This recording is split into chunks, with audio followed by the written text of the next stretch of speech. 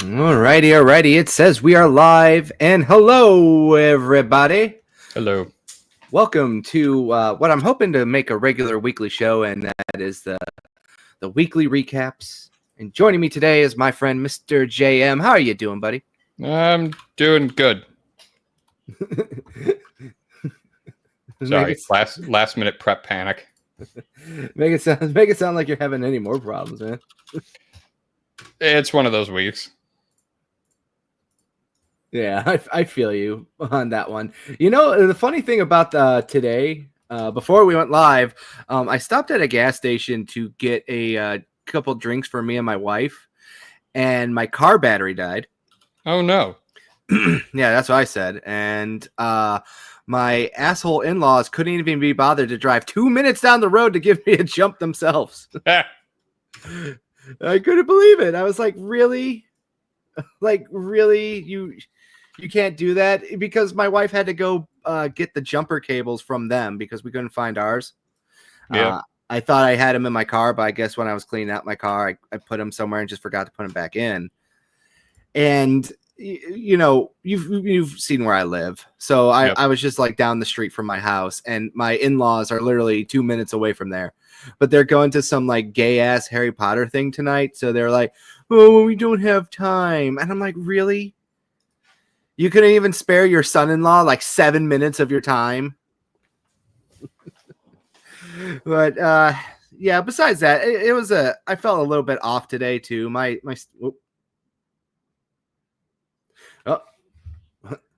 Our buddy seems to have disappeared. Whoops. Yeah, what happened there? Sorry, I'm messing with something, and it just went, oh, yeah, we're just going to, instead of opening up a new tab, it was like, yeah, we're just going to open it up from here, and it just fucked everything. Sorry. Yeah, you're fine. But yeah, so yeah, this week went by pretty fast. But yeah, today I just felt like I didn't feel completely 100% myself. My stomach felt a little bit off. I think it's because the weather's changing up here, so my body's just readjusting to the seasons.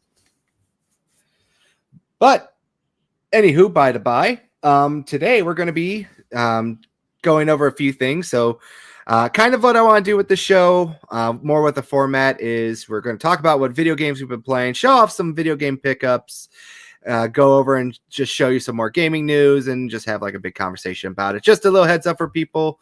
But besides that, we're just going to get right into it. And I'm going to say, Mr. JM, what have you been playing?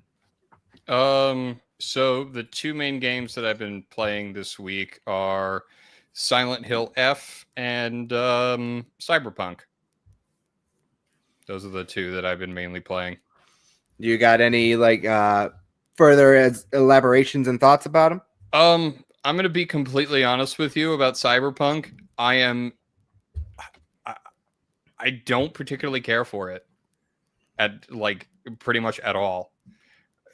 Like the main story has interested me in parts, but there's nothing about the world that they've created that makes me want to do any of the side content outside of like a few things. And to me, I feel like this is one of those properties that really needs its world to be like enticing in order to explore it to its to its fullest, and it just feels like all of its window dressing, and there's only like a couple of things that I want to like pick out of the entire world, and then just kind of dump the rest and ignore it. You know what? If I'm going to be completely honest, I've said this a few times on different streams and shows and such, but I don't get the hype with CD Projekt Red as a developer. I really don't. Do you like The Witcher by any chance too? Which Witcher game are we talking? Just in general. So the only one that I've played all the way through is The Witcher 3, and I really enjoyed it, but there are things that I don't like about it. Like I don't really like the combat of the game. I do like the world there. Like because I find like the fantasy elements of it to be very interesting, and like how certain things like differ from other like fantasy properties. Yeah. But in terms of in terms of like the story, anything outside of like the relationship between like Geralt and Ciri and like the small cast of characters, I have no interest in it. It I'm a pretty character focused person when I think about stories, and none of the characters outside of like, like the Geralts, the Yennifers, the Ciris, the Trisses, like none of them interest me. They're all kind of just, again, it just feels like window dressing. And I have mixed feelings about CD Projekt Red. I feel like they're very much like Rockstar in a way where I feel like they get way too much like green light to fuck up, and like and they get overvalued as a developer when frankly I don't I don't see it. Like like I don't know. I feel like there are much better properties out there made by other developers, and I just don't think like they're as deserving of their spot as other people think they are. Right. I can agree with you on a lot of that. Because I feel like a lot of people forget how buggy The Witcher 3 was at launch too, as well. And I think a lot of people kind of gave them a pass on all that stuff because it turned out to be really good too, you know? Yeah. And on top of that too, it's just I really had an issue with Cyberpunk as well at launch, like probably with everyone too, you know? Oh, They lied basically about everything. oh yeah, it reminded do you remember the absolute colossal shit show that was the No Man's Sky release? Yes, Like, yes I do. I don't know if you thought about it this way because that was before Cyberpunk 2077 was released. When you saw how basically there was the initial marketing that CD Projekt Red did, and then the community basically hijacked it and went on like this weird positive advertisement crusade where the promises and the expectations for the game were getting like so absurd that the only way that this could end was badly. uh, I That's what I felt like, and when I heard that it was a buggy, like almost broken shit show Yeah. at launch, I I just felt, I'm like, oh, so me passing on it was actually a smart call. Especially, I heard like the console versions when they first released them were just unplayable, basically. I wouldn't say that they were unplayable per se, because I had, I think, the Series X or at the time that I actually tried to play it, but they were not good if you had like a base PS4. No, actually, that's a lie. Came out in 2019. I had an Xbox One X, and it was playable, but if you had like a base console, like the old VCR Xbox One, and like a base PS4, like it never worked properly. It was just a nightmare. Like, Yeah, honest, yeah, you're right. That's what I heard. Like, if you had like the base consoles, like it was a nightmare. I'm not going to say that the performance was that much better too. You know, Yeah. I think like the best part about all this stuff was basically all the memes that came out of it comparing Cyberpunk to just Russian punk. So like everything was just like making fun of like Cyberpunk 2024 with like those really over the top like Russian like things you see of like just drunk Russians crashing into each other and stuff, and it's just like Cyberpunk 2077. Yeah. Yeah, but looking at it, like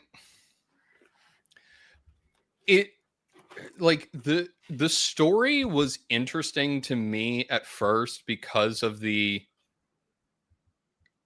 like interesting like philosophical implications of like what's actually happening. Yeah. But I I just stopped caring after a while because it just kind of got silly.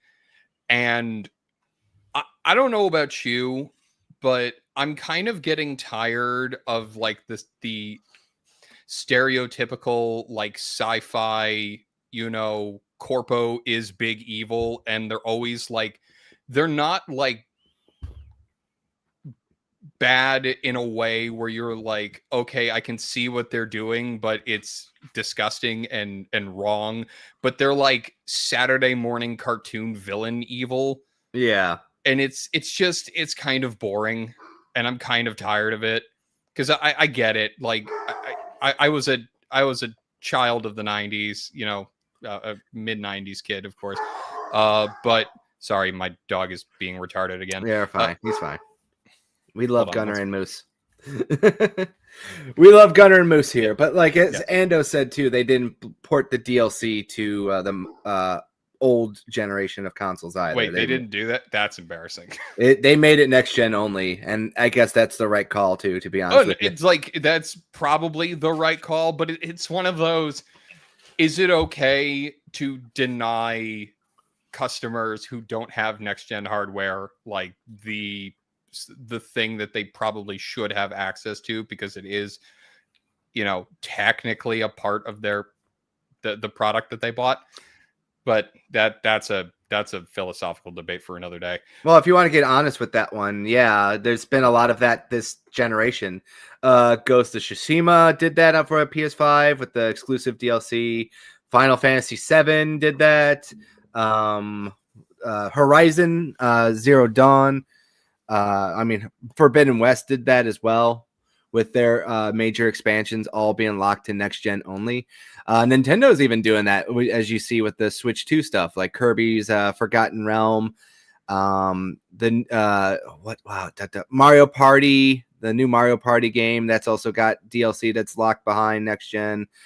One of the other ones that just popped into my head is Mario Wonder. Yeah, Mario Wonder also is going to have a DLC that's locked to next gen, and you can't access it on the original base Switch. That's kind of disappointing. But in terms of Cyberpunk, it's I didn't buy it. Like, my sister got it for me for my birthday like 5 years ago, and I just never played it. Wow, your sister hates you? I'm sorry.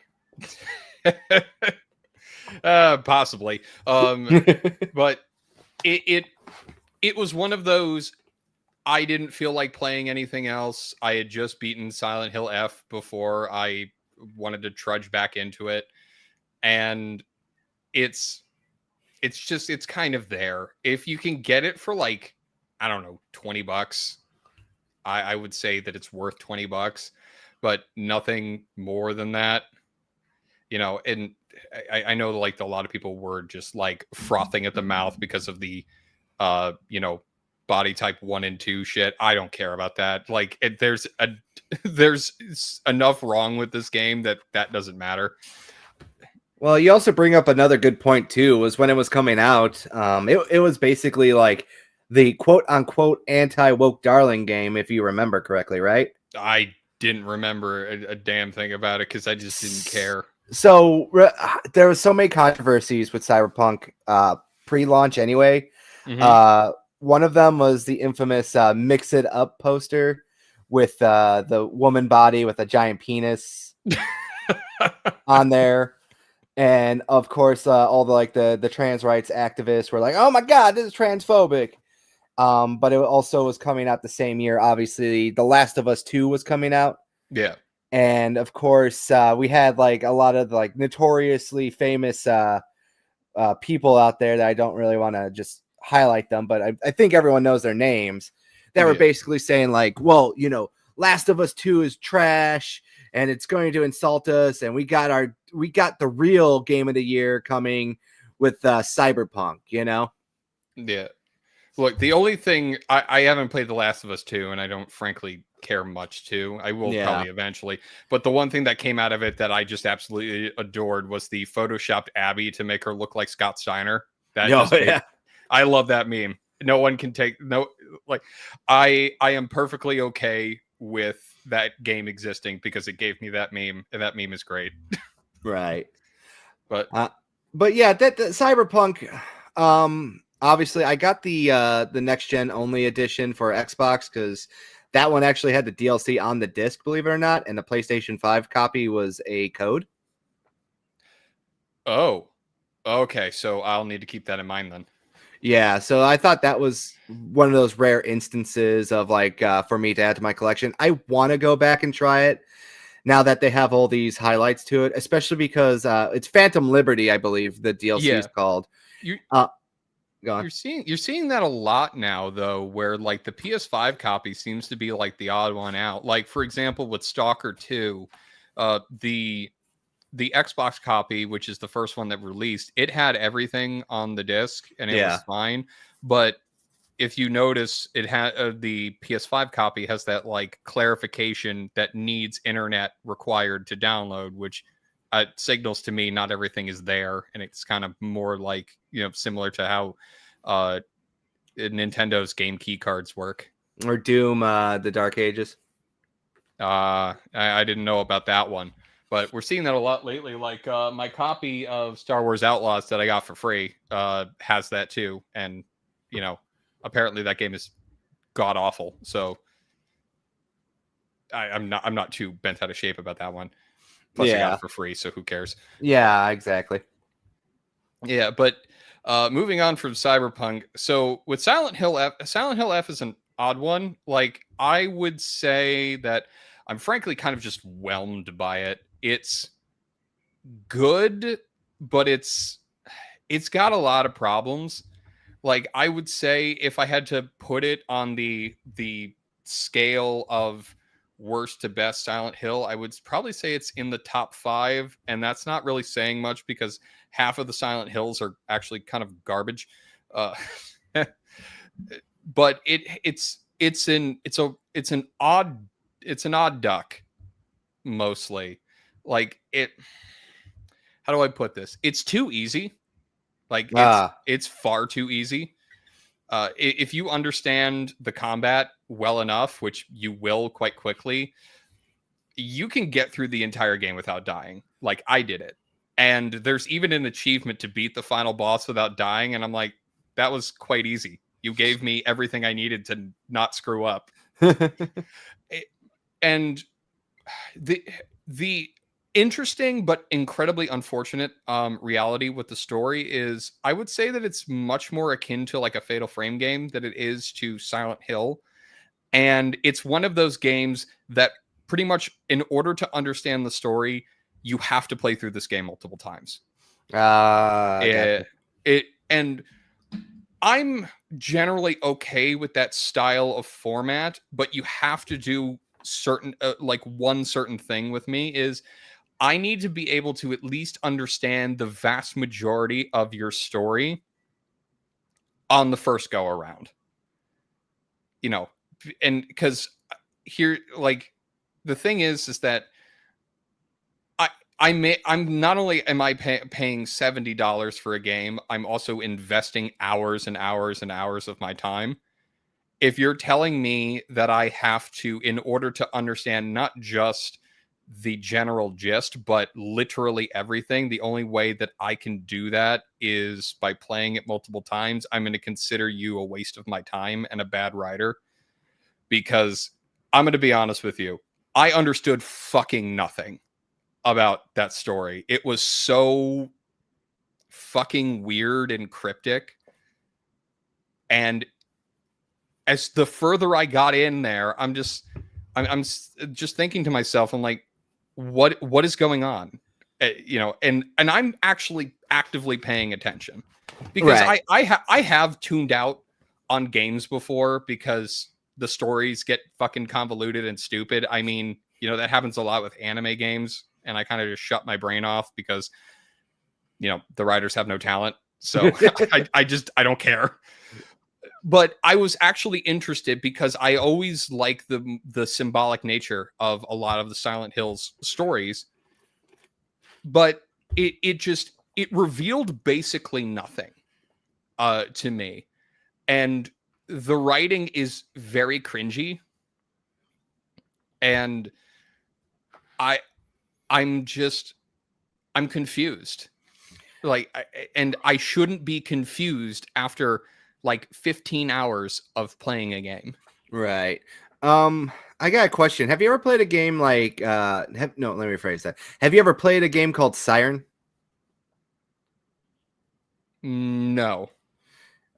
So Siren was a PlayStation 2 Sony published exclusive that was kind of basically like their version of Silent Hill, I guess you could say. Yeah, I'm aware of the game. I just never played it. I was hoping that you did, because the reason why I wanted to pick this game up in particular, it looked like Silent Hill was trying to take a little bit of that Siren formula and kind of bring it over into, like, you know, the Silent Hill world, because the other Silent Hill games, obviously, they're more Western feel to it. You know, they take place obviously in America. Yeah. And this is like the first Silent Hill game that we got that is, to my knowledge, completely in Japan. Yeah, it's the only one. Yeah, so that's why this one excited me a little bit more, because I want to see Siren return, and you can actually play that right now on your PS5s. If anyone didn't know this, or PS4, they did port those over so you can play them. And the PS3 did get a remake version of it called, I think, Bloody Siren. So Yeah. that's another thing out there for that too. But that's kind of why this one interests me more too, because if I also correctly, it's not modern day Japan, right? No. This is, I can't remember the exact dates and time, but it's I think mid to mid late 1900s. Yeah, so like post World War II. Yeah. So like the time setting is also a really cool one as well to me. I just think like everything looks interesting, and I can't wait to play it myself. I just got a notification that my European copy is in transit right now, so God knows when they'll reach me. Yeah. But as Ando says over here too in the comments, the gist I've been getting is fine horror game but mediocre Silent Hill game. Do you agree with that? In a general case, yes. What I will say is that it does, in certain areas, it does its scenery and its atmosphere incredibly well. Like there's a towards kind of the latter half of the game, you're inside of a house, and that foreboding feeling, like I know I need to continue, but I kind of don't want to, because I know I'm just like, you know, somebody's gonna pop out of the floorboards and, you know, and carve up my face. And it's very good at handling that in a lot of places.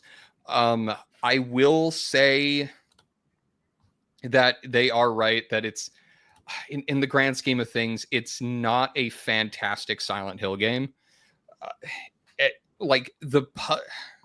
I would say that the puzzles are relatively lackluster on the standard difficulty, and I'm always going to base things off of the standard difficulty. I know some people kind of get their panties in a twist about, like, when you complain about the challenges and they're like, just play on harder difficulty, bro. And I'm like, no, I'm playing on the difficulty that the developers intended.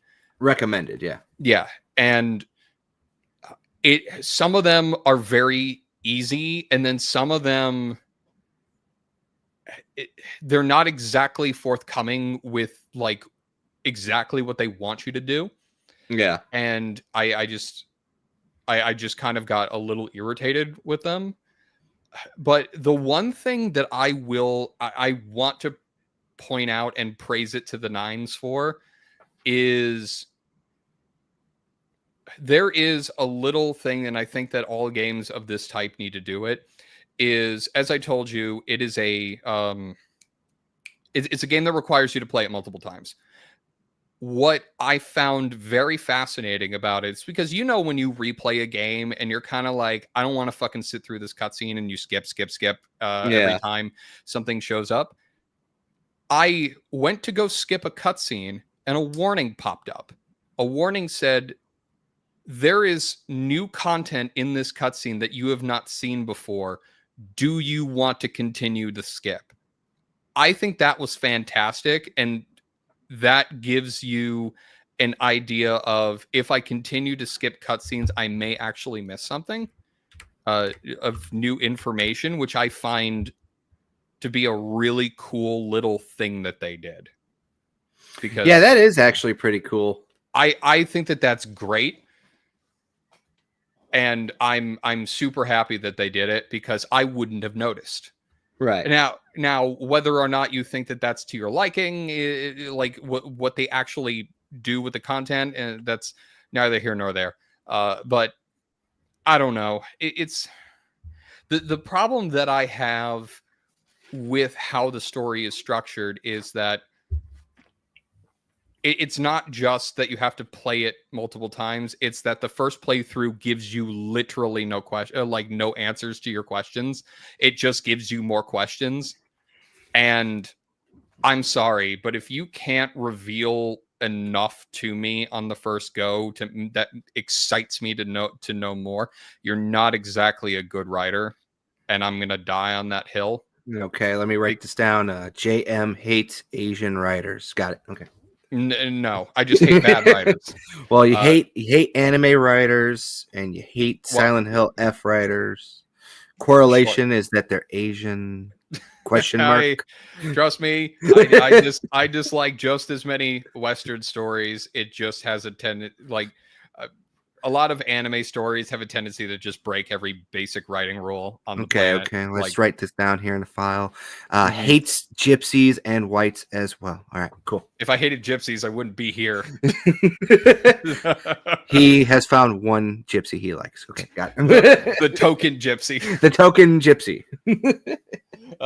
Yeah, but here's my final kind of idea on it is, if this game, if you ever find it down the line, if you're somebody who's not really in the market for this game right now, but you want to play it at some point, I would say $30 to $35 is its sweet spot, where I think that this game would definitely be worth a purchase. Yeah. And that's as much wiggle room as I'd give it. Anything outside of that is a little too much. But it's a good. It's better than the bad Silent Hills, but it does not even come close to the good ones. Like, I would say 1, 2, and 3, it doesn't even sniff in their direction. But it is better than Downpour and its buggy mess. It's better than Homecoming, which isn't hard. And I think it's better than 4, which some people may think is controversial, but I have taste. So no, you're wrong. But I would say it's worth a go, but it's not worth going, oh my God, I have to go out and play it. Right.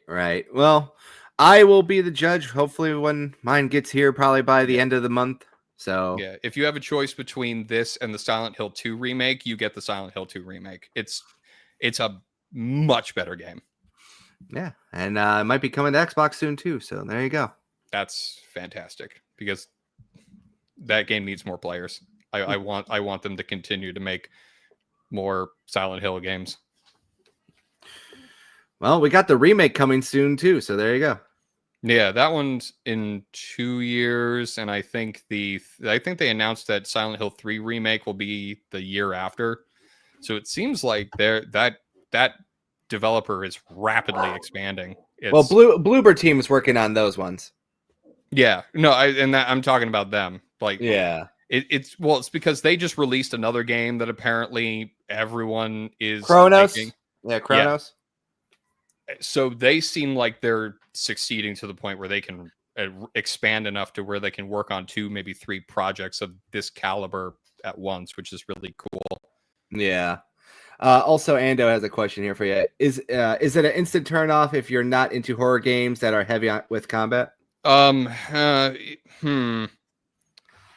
I would say it's not Resident Evil like levels of combat, but it's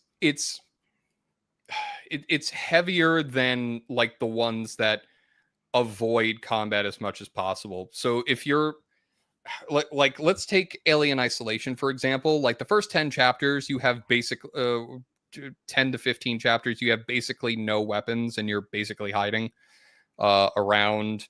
But at the end, but the near towards the end game, you get like a flamethrower that basically makes the game a joke, and you can just shoot a burst at the alien to make it go away. It's kind of more like that than it is like the more actiony Resident Evil games that are still kind of horror games like Code Veronica. So it's not super combat heavy, and you can run away from a lot of encounters, but it's still combat heavy enough to where it might be a turnoff. But the upside is that the combat's very easy once you understand it. The counter windows are stupid easy and stupid high, like in terms of the wiggle room it gives you outside of like the final boss or whatever. And most enemies are very easy to get rid of. So the only thing that gets irritating is its inventory system is trash, and a lot of the weapons durability is straight garbage. So you will be pretty much relying on a certain type of weapon pretty much the entire game. All right, cool. As for me, the only game I've really been trying to focus really heavy on is Yakuza 5 right now. I have no idea how much more gameplay I have left in this game, to be honest with you. It feels like it's going to last a lot longer than I thought it was going to. How is that? Because I need to get to it eventually, because once Cyberpunk is done, I'm going to be switching over to 0. So I can chip through them. So Yakuza 0 through 3 are all really great games, Yeah. My biggest issue so far is that let me preference this right now. The stories are great. I'm just not a personal fan of swapping between more than 2 characters. And Yakuza 4 and Yakuza 5, they swap through way too many characters. So Yakuza 4 makes you swap between 4 characters. Yakuza 5, I think, makes you swap through like damn near 6 characters. And I feel like that would make that kind of feel disjointed. It's not disjointed per se, but the one thing that I don't like about it is like they start the game off really well, Yakuza 5 with Kiryu, and like they ended his chapter on such a fucking amazing note. And then after that, it's kind of like it just kind of slows down a little bit, So currently, because Ando's he's beating the game, so he's going to give me an idea. I just got to the baseball player arc right now. So like basically I just got a whole bunch of plot point and intrigue from like the idol world in this one. And also I wanted to think kind of sidetrack a little bit here. I think they just wanted to show off different cities in Japan for this one. Because you go to like Fukuoka, you go to Hokkaido, Osaka, Tokyo. Yeah. So like I think they just really wanted to just show off a lot. Like you could tell that this one had a huge budget as well. Or let me rephrase that. A bigger budget. Because there's a lot of quality and life improvements. I think the combat is a step up for the PS3 games because this was a end of life PS3 game too. Okay. So like it feels like drastically better than 3 and a lot better than 4. And I really do enjoy like what they did. But basically to put it out there is I'm happy that we're getting a Kiwami 3 because these games, like you could tell that they're PS3 games, and especially if you go from Yakuza Kiwami 2 to Yakuza 3, you will be like, holy shit, it's the Duke Nukem sound effect. Holy shit, It's the, as I call it, the clunk adjustment period. like for a lot of older games, because like that's what happens to me when I play like older games like Morrowind, where it's like I have to like the first time I fire it up, I have to spend like an hour or two to adjust to the jank before I get a real feel for the game. Yeah, and like I said, you could another thing too is I played Yakuza 3 with a busted PS4 controller, which I didn't realize at the time. Because you couldn't run during certain events, and it was a nightmare. But now that I know it's a PS4 controller, at the time I think I could be persuaded to probably go back and try it. But basically, that's all I've been playing. They did announce new DLC for Age of Mythology. Yep. So I recently just re-downloaded that onto my PC. I'm playing it for achievements right now, and we're gonna see how it goes. I love Age of Mythology. World's Edge has done a great job with these remakes and remasters, I guess you could say. Yeah. So looking forward more to playing a little bit of those games, so I don't get sidetracked into Rome Total War and consume my soul with that for like hours upon hours on end. Yeah, it's tough when there are games that you're like, I should replay that, and then you just lose it, like lose several weeks of like playing time that you could have spent playing games that you've started but haven't finished. Like I for example need to get back into playing the Persona 2 games, and I haven't for like a year. So I'm trying to like chip away at the games that I want to play before I get to it. Yeah, and then Ando over here, he has one. He's like, be interested with how you like the story after being it fully. Personally, one of my least favorite stories in Yakuza series due to how convoluted and how many characters it juggles. I don't think the story's convoluted. In fact, I kind of like the whole like world building they are doing so far with that one. A lot of good twists and turns, but I do agree with you with too many characters juggling. Especially this new one right now where like you said, it's the better of the stories that they add into it. I'm like, why is he here? Like, why did you add him of all the characters? So we'll see when I finally get that, but yeah, that's basically all I've been playing. So that's all I have to say for that, because I haven't really been playing too many games. It's just this week has been very busy between my wife's new work schedule, and just work has been kind of more busy, so I've been more tired. But with that being said, I'm going to swap over now to my camera, and I think it's time to go show off some gaming pickups. So Mr. JM, would you like to show one of your first pickups first, or would you like me to go first?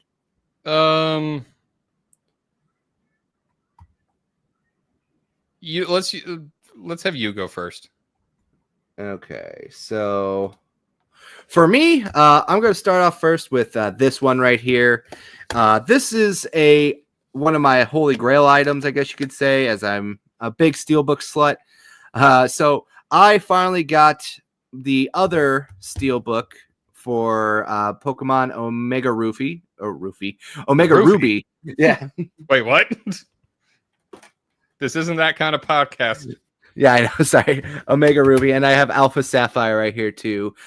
These, as I said in one of my previous videos, but if you didn't see it, I'll go over here again. These are European exclusive Steelbooks. They were only available in the EU. And were they also available in Japan, or is it just an EU thing? These were just EU as far as I know. I never saw them in Japan. That's weird. Yeah. Sometimes Nintendo of Europe, they get like all the cool Steelbooks more than Japan does, believe it or not. And on top of that too, Korea also gets better Steelbooks than Japan does. It's weird. Like Nintendo will get like some Steelbooks, like the Skyward Sword Steelbook. No, that was European only too. Can't remember off the top of my head. But yeah, Asia doesn't always get the best Steelbook games out there. But we don't get shit. well, we do sometimes when you go to Best Buy. Best Buy usually has some good Steelbook pre-order bonuses. Like for Let's Go Pikachu and Eevee, they had a really cool Steelbook, and Persona 5 Strikers, they also had a real good, cool Steelbook as well. But Europe gets like the really cool ones. Like America does too, but they get like the gold Pokemon Steelbook, and it's like for the dual pack if you buy both of them. Yeah. But we didn't get that last time here, I think, in America. That was only for like Europe. They're very weird. I don't know what's going on with Pokemon and Nintendo. I just want to be a fly on the wall for how they make these decisions. Yeah, same. But that's my first pickup. I want to say these are also fucking super expensive. I paid about $200 for both of them. Total or each? About total, a little bit more after shipping costs and stuff. I mean, that's not that bad. It's Pokemon. It's still $100 for a Steelbook. That did not come with the game, by the way. It was just the Steelbook themselves. Just the Steelbook themselves. I mean, that's not the worst thing that you could have spent on. I mean, that like literally, I remembered in order to complete my Persona 2 Eternal Punishment, I spent $50 on its manual, literally pieces of paper and a couple of staples. Yeah, it's $50. And then which is embarrassing, but it happens. The sequel to Pokemon Gun Edition, Pokemon Omega Roofies. Omega Roofies. That would be a great band name, by the way, a punk band name. We are the Omega Roofies. Oh, that's fun. All right. So yeah, that's my first pickup for this week. Mr. JM, do you have a pickup that you'd like to share now? Let me figure out how. Select tab to share. Window. Yeah, let's share this. So, can you see?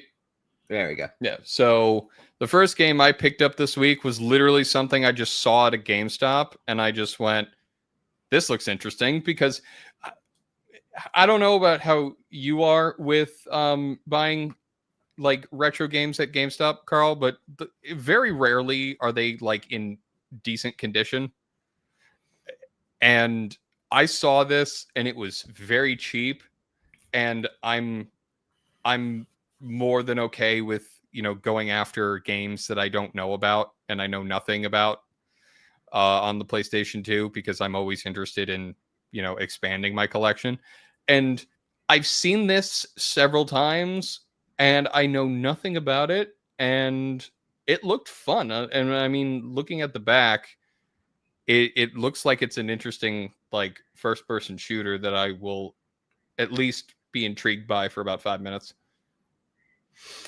Yeah, this is a game that was actually pretty good back in the day. It's got like a weird comic book art style to it and stuff like that. Oh, yeah. This did get a remaster not too long ago. But everyone says that one is terrible. Okay, so I didn't make a mistake by buying this. Yeah, I don't really necessarily think that you made a mistake per se in general. But I think it's just because the port was bad, basically. That's the best way to say it. Like this one, I think you were probably solid going with the original for this one, because they messed up, I guess, a lot of the old mechanics and physicals and stuff like that. Yeah.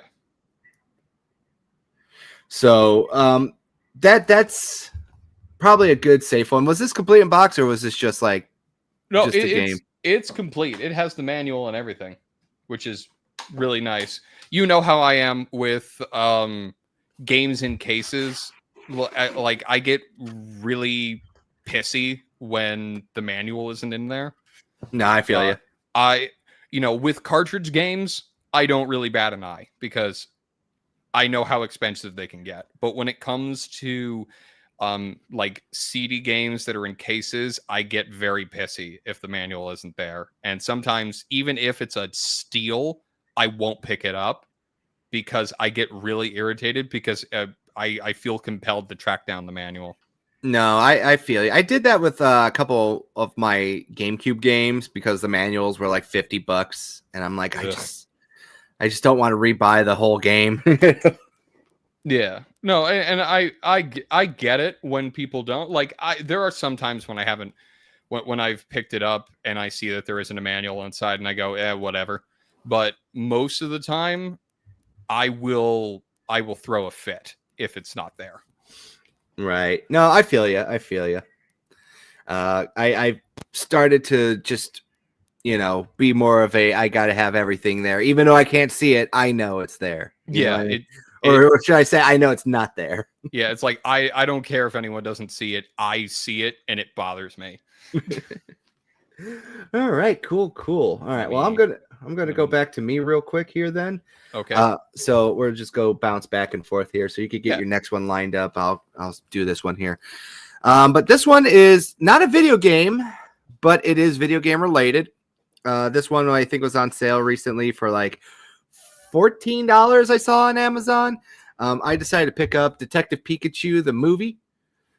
Nice 4K Blu-ray Steelbook limited edition for it. I'm starting to collect more of these like Steelbook for Blu-rays for movies I like. Generally speaking, Detective Pikachu movie pretty much follows the exact plot of the original Detective Pikachu video game, almost like blow for blow, beat by beat. And That's I thought rare. Yeah, and I thought that was very interesting. I like the art style that they had on a lot of these Pokemon. I thought Ryan Reynolds did a great job as Pikachu, believe it or not. I And mean, from the clips that I saw, it actually looked pretty fun. It's just, it didn't feel like a movie I would super enjoy enough to sit down and watch it. So I just haven't gotten to see it yet. yeah, and like I said, it was enjoyable. My wife and a couple of our friends and me all went out to watch it the day it came out in theaters. And, it was definitely very, very fun. The Detective Pikachu games are still pretty fun. They're I think one of them's kind of pricey because it's a 3DS title only, but they also made a sequel to it. My wife played both of them this year. She said she really loved them. So if people are interested in checking out maybe a Pokemon game that does like a little, fun twist with the series and stuff like that, I highly recommend checking those games out. And also, like I said, I really did like this movie too. So definitely one of the like very good forms of a video game movie adaptation, if you ask me. I feel bad because this movie was kind of ruined for me because a couple of months before the movie came out, somebody parodied the trailer by putting Alex Jones's voice over Pikachu. Yeah. And it just makes it so fucking funny. Like it just goes, "What is Venezuela?" It just screams at it. If you can ever find that trailer with the Alex Jones voiceover, you watch it. It's a riot. I love it. Definitely. He's just like, is anybody understanding what he's saying? And he's just sitting there in that like Alex Jones demonic voice. He's like, destroy the child, corrupt them all. He's like, does anybody hear this? Yeah, and Ando said biggest fumble was not getting Danny DeVito to play Pikachu. Getting Danny DeVito to not play anything is a fumble. Yes, yes, indeed. All right, I'm going to switch back to you now for your next one. Yeah, so this one I've actually been after for years, and I finally got it. So I'm quite happy. What's really funny? I don't play my Wii U almost ever. I just don't, because I just there's so many other games to play, and I don't really pay the Wii U much mind, but I've always wanted to expand my collection. And I've always wanted to play more Kirby games. So this one interested me for so many years, and I just never got around to picking it up. And this copy has been sitting in my local GameStop for months, and I've wanted access to it. And they were doing a 4 for 40 deal, and I just went screw it, and I pulled the trigger on it. And I am super happy that I finally have it. And I've because I have like basically the only Kirby games that I have are this and the Kirby games collection that was on the Wii, which I would recommend people buy because it has like 8 games on it Mm. for like, I think it's unfortunately one of those expensive kind of retro games for GameStop's selection, because it usually retails for probably about $40, which is a lot to spend for a Wii game, but it's worth it. And I'm excited to finally, give the Kirby games a try. I don't know if this one's any good, but I'm I'm kind of a slut for trying to get complete collections of like series. Oh, So I understand that completely. Like me with my Final Fantasy and my Dragon Quest series. I'm scared to delve down that rabbit hole. Oh, you don't have the money for that. No, it's I have the money for like the Final Fantasy one. Like, Oh, hold on. Which Final Fantasy? well, to like complete the series, because I have a decent amount of them. Do you have the Game Boy Advance ones though? No, I just want like at least one copy of each. That's all I need. Yeah, because I got the complete in box copies for those ones, and those. Yeah, I'm not going that far. As long as I have good playable copies of each of them, and that's why the pixel remasters are fantastic for me. Yeah. Because the only playable copies I had of like 5 and of Final Fantasy 5 was the PlayStation 1 version, which I think we all know kind of stinks because of the loading times. But that's enough for me. But I will eventually want to own as many Kirby games as I can, just so I can kind of just play through them. Yeah, I mean I agree with you. It's fun to have like complete collections of everything. Still to this day, I'm very happy now that I have like every Pokemon game that was a mainline one at least. So from the original red and green all the way to the current day. So that does make me happy. There's like a few spin-offs and some other stuff I'm missing.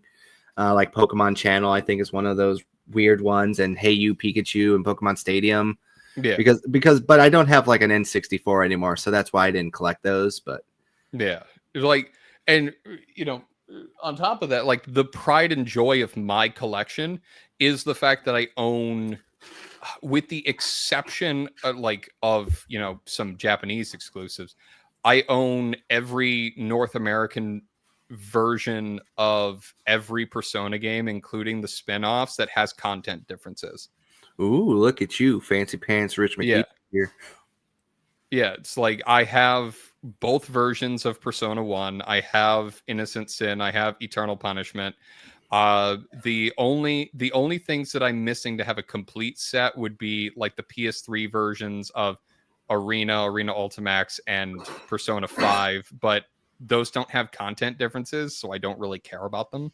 You're also missing the Japanese PSP of what is Eternal Punishment, right? It's Eternal Punishment. Yeah, that's the one I want, and I just have no real way of accessing it.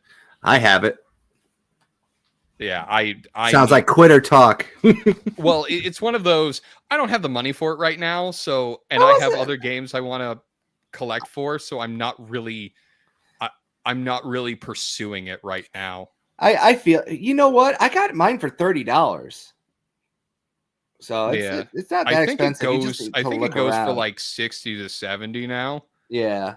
Because it sometimes you don't realize how much things have skyrocketed until you like just check them out of curiosity. Because I remember buying the Persona 3 Portable on the PSP in 2017 for like $30, and then I checked it like a year ago and it was $100. I'm like, how the fuck did that happen?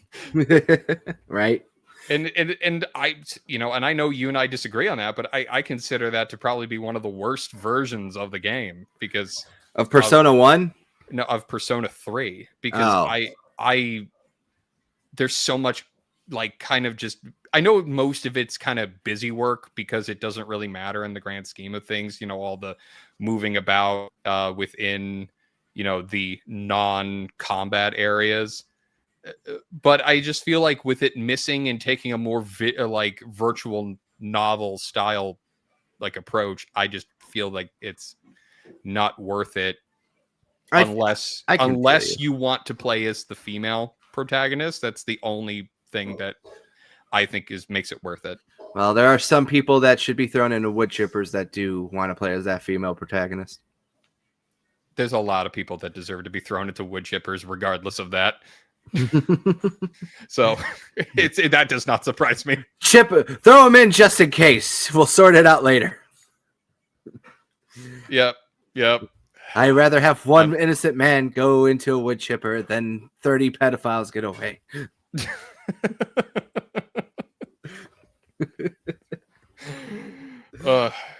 But yeah, it's going back to, you know, Kirby. I just thought like this, like almost stop motion like esque like aesthetic with the you know, with the, you know, how Kirby is designed. I just think it's really cool looking because it's got that clay-esque aesthetic to it. Right. No, and very. I you know, it's like I just want to explore it and see how it is. Right, exactly. And I heard this one's actually pretty good. So that's good. I was worried it was garbage. I'm going to be honest. Well, I don't know. Like, I'm going off of a secondhand account, so I personally cannot verify, but I've heard good things. Cool. All right, cool. I'm going to switch back over to me now. And okay. My next one is getting me hyped for a game that comes out later this year. This one did only have a Xbox version from Limited Run, but the other two versions did get mass releases. I got the Ninja Gaiden Ragebound game for the good old PS5 here. As kind of like we're getting ready to, you know, play the new Ninja Gaiden 4 game. We watched the trailer last week when we did the catch-up show for all the other shows that happened. So just picked this up. It's still sealed. Heard great things about it. I've watched people play this game as well. It's a side scroller too. So is that like a spin-off game or is it like a mainline title? I don't know storyline lore wise. I wish Neo was here because Neo would be able to explain that one. But from what I can probably gather, it's more of a spin-off side story. Okay, because I know nothing about Ninja Gaiden. It's like the only one that I've seen played in any extensive nature is like the first one, which is radically different than what it is now. But it looks interesting from the box art. This is one of those series that I want to get to, but I have so many other things to worry about right now. Well, you can always play all these games at least on the Series X, at least, so that's a plus. Yeah, you know, that's one of the nice things about the backwards compatibility on Xbox, at least, is that you still have access to play the original Ninja Gaiden Black, and it does have some 4K resolution upgrades and stuff like that because of just how the console works. But yeah, this was one that I got added to the list to the collection because I'm actually very excited to check out Ninja Gaiden 4. It looks amazing. So that's not what we're talking about, though. We're talking about Ragebound, and I just picked this up. It's still sealed, haven't played it yet. But overall, I saw a few friends of the show playing it, so it made me pick it up, too, for the hype as well. Nice. All right, then. Let's go back to you. Yeah, so this was another one that was a part of the 4 for 40 deal. As I told you, I want to eventually expand my Wii U collection because I want to give this console more love because I do enjoy it. Like, I have great memories from college playing Bayonetta 2 when I bought the console. But this, I don't know about you, but I eventually want to own all of the Mario Party titles, even if I recall, this is one of the weaker ones. Like, this isn't a great Mario Party game. Right. But still, you know, I still want it because I own a couple of them. Like I don't like I got Mario Party 8 for an absolute steal. I got it for like basically $2 at a thrift store. Hell yeah. I own I think it's Mario Party Superstars on the Switch and Mario Party 1 as well. But I saw this, it was $20. I was like, you know what? I can basically get it for free with the buy two, get two for like basically 40. And it's one of those. I don't buy too many like couch co-op or party games because I live alone. All of I've moved around a lot in my life, so I don't have like a ton of close friends around to play couch co-op games with. So I buy these more as collecting purposes more than anything. Right. And I still want to have access to these because I want to be able to kind of just explore as many games as I possibly can. And everyone always has such great memories of Mario Party games, most of them, attempting to kill your friends because they fucked you over royally, which I always find hilarious. The ones that I really want to go after are the GameCube ones, but those are oof. Fucking hate GameCube prices. Yeah, they're expensive. But I was so happy to get access to this one because this knocks out a cheap one and gets it out of the way.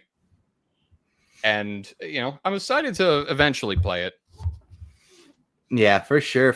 I'm not really a big fan of the Mario Party games in general, just because you have to play with people. But I don't hate them. If someone plays them, I'll play them. You know what I mean? They're fun time wasters, is what I would put them as. Like, yeah, I can agree with that. It's like, it's one of those. Is it so fun that you would basically play it with bots if you could? No. But is it a fun little, we can play around and shoot the shit, like, and just have a fun silly time? Yeah, it's great for those. Yeah, for sure. Okay, cool. I'm going to swap back over to me then. Okay. And the next one up is purely for collection. I missed this one for the day one launch because at the time I had like some money issues when it was coming out. So I was not able to get this specific version of the game. But recently somebody on Macari was selling a sealed copy of this one for about $50. So I just hopped on it really quickly because it was such a good steal of a price for this specific version. And that is the Yakuza Remastered Collection. Nice. And this one is like the special one because it has like a leather bound like case for like all three or the disc or something like that. And it came with a fun little copy of the Yakuza 3 PS3 case. And the reason why that's funny is here in the West, Yakuza 3 did not, not Yakuza 3. Yakuza 5 was a digital-only game for PS3 here in the West. It did not get a physical release until this collection. So, wanted to get this one because I am a huge Yakuza fan, as everyone knows. I got a bunch of collector's editions on the channel. If you want to watch it later, I actually have an unboxing of the Japanese and the North American Yakuza Pirates in Hawaii collector's editions, so you can see the difference between those two as well. But yeah, this one has been an item that I've been looking to add to my collection. I finally got it. Now the only one that I'm missing is the Yakuza 0 Day 1 edition for that came out, which was called the Business Edition. So yeah, that's a little fun story behind this one. Still sealed. Don't think I'm ever going to open it, but I think this is very nice to have. At least for game preservation wise, at least. Yeah, so it's basically a display piece more than I bought this for playing purposes. Yeah, exactly. Because I own them all digitally too. Because originally this released only digitally on the PS4. Yeah, and then it got ported later on as well. And now it's pretty much on everything but the Nintendo Switch console. But with the way things are going, it's only a matter of time before they port these games to Nintendo Switch as well. Yeah. I mean, that's basically what I did with the Dark Souls trilogy collection, because I own those games digitally too, and I saw I looked at that and I went, that's going to be expensive, and I snatched it. Yeah. And I like having games that are like pretty much display pieces, but I prefer like more functional like pieces that I could play. But I own the base version of this where it's nothing fancy. It's just a case, because I bought that obnoxiously like large collection of Yakuza games on BGP. Yeah. I had for a fucking steal. So that gives me a lot of access to the Yakuza games, which I'm super excited about finally getting into, because everything looks so soap opera-y that I'm just going to have a hell of a time with it. Yeah, these Yakuza games are all great. I'm actually considering doing an unboxing video when Kiwami 3 comes out of more of these Yakuza games. Like, this might be open to show off as well. But Yakuza 6 also had a very fun collector's edition that came with basically a drinking game set. That's fantastic. Yeah, like they gave you 2 whiskey glasses with this dragon design etched into it. Oh, that's pretty cool. Yeah, I if I could, I have like a spare set down there. I got to go get them, but they're very nice. That's pretty cool. Yeah. So, but I just also recently got I ordered all of them from Limited Run as well, for the Xbox physical releases of them, because I wanted to have those for my collection. So I can't wait for those to all come in the mail. But I'm also very upset because they're now they're dropping off Yakuza 0, the director's cut, and Kiwami 1 and 2, the director's cut physically for the Series X as well. And I'm like, God damn it. just like keep taking my money, And I may have to pick that up, because I just have, the base Yakuza 0 for the PS4. So yeah, I got the director's cut for the Switch too when it came out, which was a key card, but they did announce the PS5 and the Xbox would get it. What you should look at right now, because it's not that expensive and you could get it from Play Asia, is, well, it's like $70 from Play Asia after shipping and that, luckily. But they just announced the Steelbook version, the 20th anniversary edition. Mm-hmm. And that one's the EU copy, but you can get it for PS5, and you physically get 0, Kiwami 1 and Kiwami 2 for the PS5, the native PS5 versions, as well as a limited edition Steelbook for like $70. Which, to be honest with you, that's a lot cheaper than if you bought them all individually. Yeah, I'll consider it. I mean, I have everything that I need. Pretty much. Like, the only reason that I would buy the director's cut of Yakuza 0 is just to have the extra content on the disc, if there is any. Yeah, like there's extra cutscenes and stuff like that too. I'm trying. You and I kind of are like that problem. We're consumers, so we'll buy shit just to buy shit. So that's the problem. Oh yeah, it's endless mountain of stuff. Yeah, so, but I love these games. I like having spare copies of them, because kind of like, our mutual friend, Mr. Sophomore John, right? Yep. Like John, he's kind of like doesn't always have like the best financial means to always waste it, because he's got 2 kids, Yeah. He's got other real priorities, and it's nice when they go like, man, I really like to play this game, but don't have the money or something. And it's like, well, here, you can have my spare copy, just like, let's get it out there for you. So, that's fun. Yeah, that's kind of like what I like doing, Yeah, do that for him. Stop dumping shit on me. Never. Never. I hate that. I know you hate that, but listen, think about it as you believe in God. Just think about it as my way of trying to get into heaven. because I am a godless gypsy.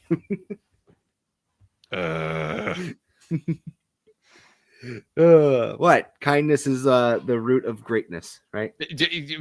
Don't use my religion against me to tolerate your chicanery. I hate it. Knick knack, patty whack, give a dog the bone, Jesus said to his disciples. I'm kidding. I'll stop blaspheming. All right, we're gonna go back to you now. Yeah, so this next one has been what it's like. I basically know nothing about it, but the this one. The cover has always interested me. And it's a first-person horror game, and something about me that's very strange is I hate horror movies. I don't like them for the most part. Like, except slasher movies I find funny, so I tolerate them. Like, I enjoy those, but horror movies in general, I don't like them. But I am a sucker for quality horror games and horror books. So when I saw that this was a like a horror game, I went, all right, I gotta pick this up. And and this is the third of the 4 for the buy 4 for 40. So, for $10, I'm okay with taking a chance on this game. And I don't even know if it's any good. I'm very curious. So this one is interesting because this is a World War I game too. Yeah. So that is like one of my favorite kind of. Hopefully, it's better than Amnesia: The Bunker. That game was trash. but like I was gonna say, like this is like one of those like time periods I'm starting to get more interested in again, because I feel like a lot of people kind of forget just how brutal World War I was. And thanks to some other medias, like I think it was like 1917. And God, it was a fantastic movie. It was a good movie. I watched that on flight home, and I was like, "Oh, this is pretty damn good." I was working at a movie theater when that movie came out, and I got to see it for free. Holy crap! That movie was fantastic. I loved it. But like, we don't really get that many World War I kind of games, because World War II obviously is more recent, bigger for many reasons. It's the easy kind of sexy pick, for like media, and like it's World War I is just, it's very like it's difficult and depressing to kind of like have like stories about it, because as you said, like World War I is really fucked. Yeah, it is. Because it's like, oh yeah, it's like, hello, 19-year-old British kid. You just saw your friend like get mowed down by a machine gun 20 feet from you. You're up next. Well, on top of that too, it's like it became like, I guess, a running joke, like the charge of the Light Brigade. You know how that like became like a joke, right? No, enlighten me. So, World War I, the reason why it's so crazy, it was basically 18th century battle tactics meets 20th century arsenals. So the French army decided to do like a cavalry charge on like a machine gun nest, and they all got mowed down. So that's where the joke of like the charge of the Light Brigade comes in. No. Because it's just it was a futile effort into nothingness because of outdated tactics. But like I said, we don't get to see too much World War I in our video game medias. Like The Darkness has a little bit of a World War I section in it. Then we have like obviously Battlefield 1, but that's like not here nor there. It's like very underrepresented part of this, part of human history, which I think we should get more of in the future, hopefully. But I think our friend Fernando played this, and he said it sucked ass. I'm not to shit on Shred, but that gives me hope. I love Shred, but his and mine gaming tastes are quite different. Like, he tismed hard about Bloodborne, and Bloodborne is one of my favorite games of all time. So that actually gives me hope. Fernando Tisms, it's like his job, and I love him to death too. But even sometimes I'm really like, is it really that bad, Fernando? Is it It's really? not. It's never that bad. But It's like someone kicked Kobe. That's how fucking much he hates shit, you know? yeah, but I'm excited to give it a try. Like it's on the list. It's like I obviously have things in front of it, but I want to see how it goes. Right on. And that those kind of sales that I've been talking about with GameStop. I don't know about you, but I treat those as kind of like an opportunity to take a chance on games like this, and also get like games I've been wanting in my collection for a while, but just didn't feel like paying like the individual price for them. Right. No, I feel you. That's the one thing I like about GameStop sometimes is when I can find one that's open. I like to check their 360 PS3 sections as well, just to kind of get lucky. I got lucky recently too with some other pickups like the Lego Indiana Jones series and the Lego games I've been slowly collecting. Yeah. Which is a little bit of a foreshadowing. It makes me miss the bargain bins at GameStop in like the mid 2010s. Yeah. Like I remember in college, I found the Xbox 360 Alone in the Dark game for like $1.79. Nice. And I paid too much for it. Like that game is dog water. But I'm gonna tell you, I think you should play it because of how just it's so bad it's funny. Oh God. It has some of the best one-liners I've ever heard. Like, like Satan literally pops up to the main character and he's like, "Now give me my stone." And the main character literally just replies like a crazy homeless man. He's like, "I don't have your stone, and fuck you anyway." Oh, it's like DMC. Is that what you like say? It's like not like Devil May Cry, but the actual Ninja Theory DMC. Yeah. Oh, that I love Ninja Theory DMC so much, dude. Especially when he's like, "Fuck you, fuck you." That fucking scene is so great. I need to. Oh yeah, that like failed reboot. Yeah, I actually enjoyed that game. It sucked. Like it's not great, but I don't hate it the way that Devil May Cry fans hate it. Oh yeah, that's what I said too. I was like, if you look at it from like a game perspective and story, if it wasn't Devil May Cry, this game would be a cult hit, you know? Yeah. Like that's just my opinion. But it's beautiful cringe. Like I remember like the bad ending in the game is you get possessed by Satan. And Hell he yeah, just says like the most fucking cringe thing I've ever heard in my life. He just like screams out into the void, "I am the light bringer. I am the fucking universe." And the game just ends. And I'm like, Jesus, why? God, that sounds like have you ever seen that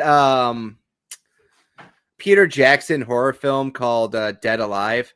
No, I have not. So that movie is fucked up on many levels. Mm-hmm. But it also has like this scene that takes place in a graveyard.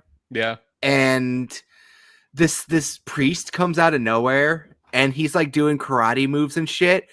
And he just goes like, "I kick ass for the Lord." And he just starts fucking like, fuck it. Here, hold on. I got to find this real quick. You got to see this, man. Everyone's got to see this one, man. This is a must. But man, you will, if you ever play that game, and in all honesty, you shouldn't, but it's one of those you kind of have to experience it. It's dog water. Yeah, but it's hilarious. And that's an unfortunate part about like I want to play like the original Alone in the Dark games because the two that I have completed have been really bad. Yeah. I got this pulled up. That remake sucked. Are you ready for this? Yep. All right, let me full screen this here. I need to experience this. Here. Yeah, here we go. Oh wait, whoops. I boomered it for a second. evil is amongst us. Stay back, boy. This calls for divine intervention.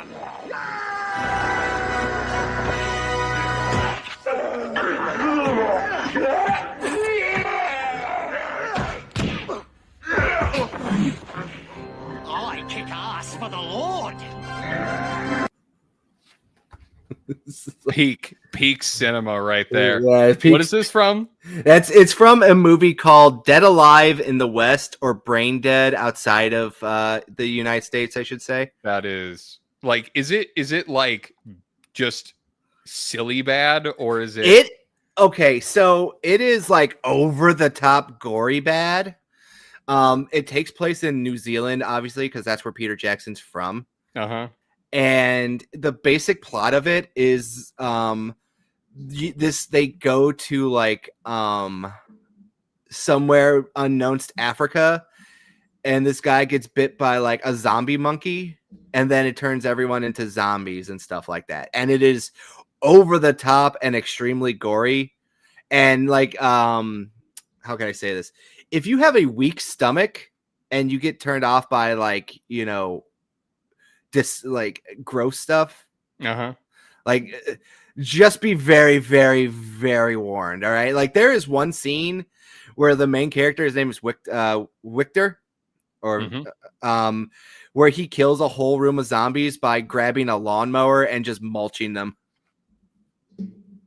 This sounds like perfect B-movie horror schlock. Oh, amazing schlock. And and when I mean he grabs a lawnmower, he actually like takes the lawnmower and holds it up to people. It's a push mower that he's killing them with, right? Oh, that's fantastic. It is truly one of the greatest cinematic achievements ever. Probably up there with Citizen Kane, I would say. And then he later went on and made Lord of the Rings. So let that fucking sink in a little bit more. Don't let your failures stop you. I would say that this is better than Lord of the Rings because it was original. Fantastic. All righty. But yeah, that's that's the side tangent there. I'm going to go switch back over to me real quick here. All right, cool. So this one is going to be very quick. I'm not going to talk about it too much. I've been collecting all the Lego games.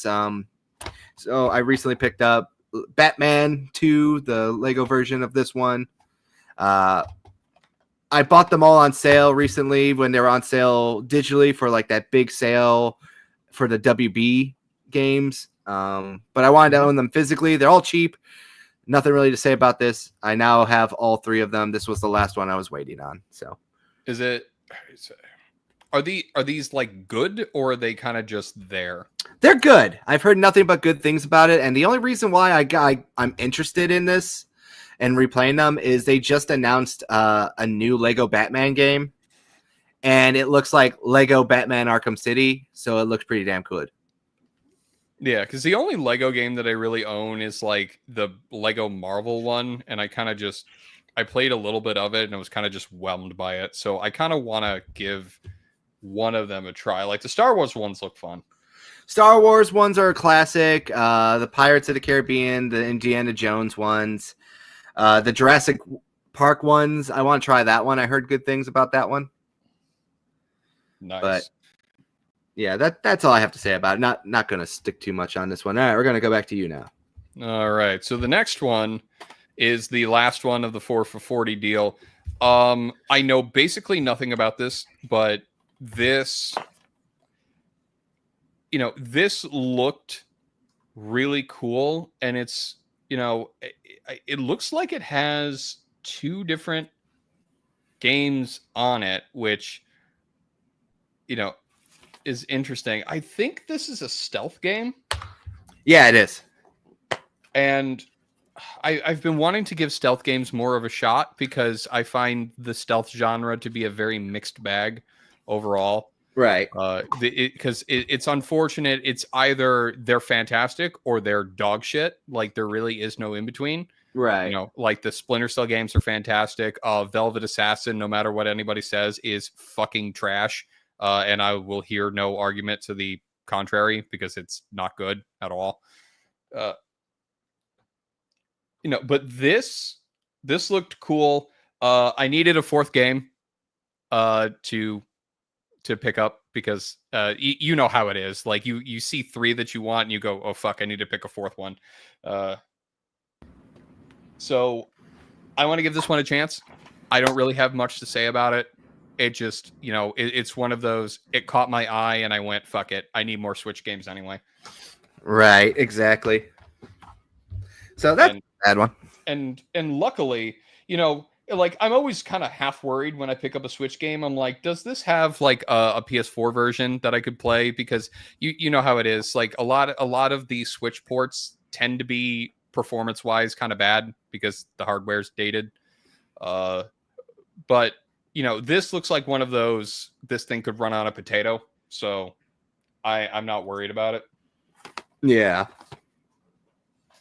But yeah, I'm kind of interested. I'm gonna give this a go because I need more excuses to play my Switch because it's like I have a problem with my Nintendo consoles. Like I own them, but I don't touch them. So I the more games I get, the better of an excuse I have to play them. Right. No, I feel you. That's why I've been trying to play more of the Fire Emblem and other games too lately. Yeah, I still need to get Engage. Man, I wish I had the money for it, but I saw the special edition of Fire Emblem Fates, and I'm pissy because of the fact that the third path is digital only outside of the special edition, and the special edition is fucking $400 now. Oh yeah, Fernando and I split the cost of that, so I have it.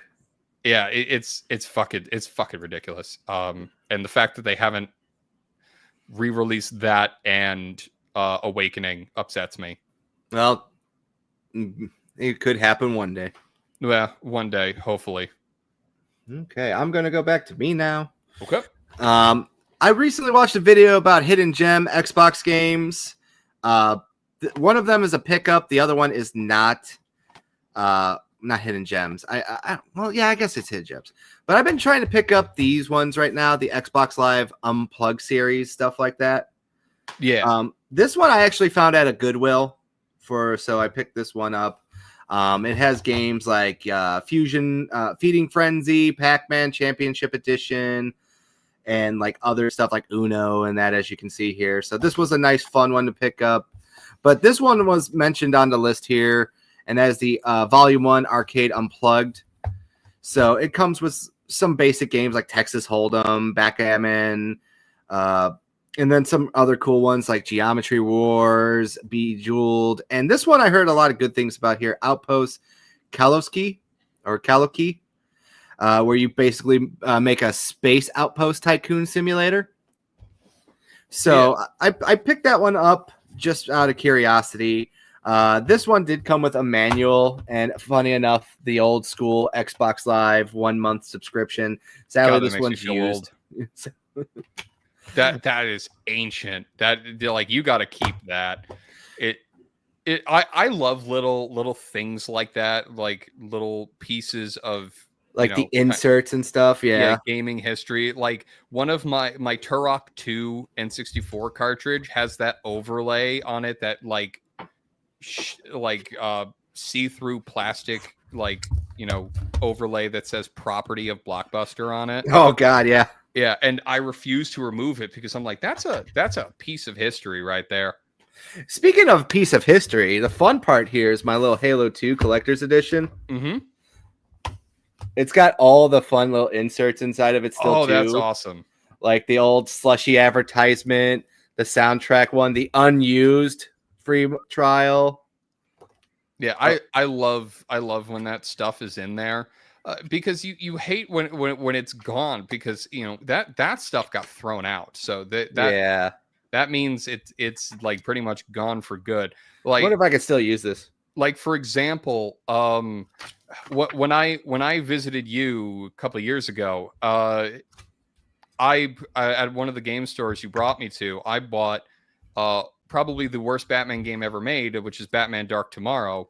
But the interesting thing about that game is that it actually came with a short little comic book inside. And the copy that I bought actually had it, which was just an absolute steal. and I adore that little stuff.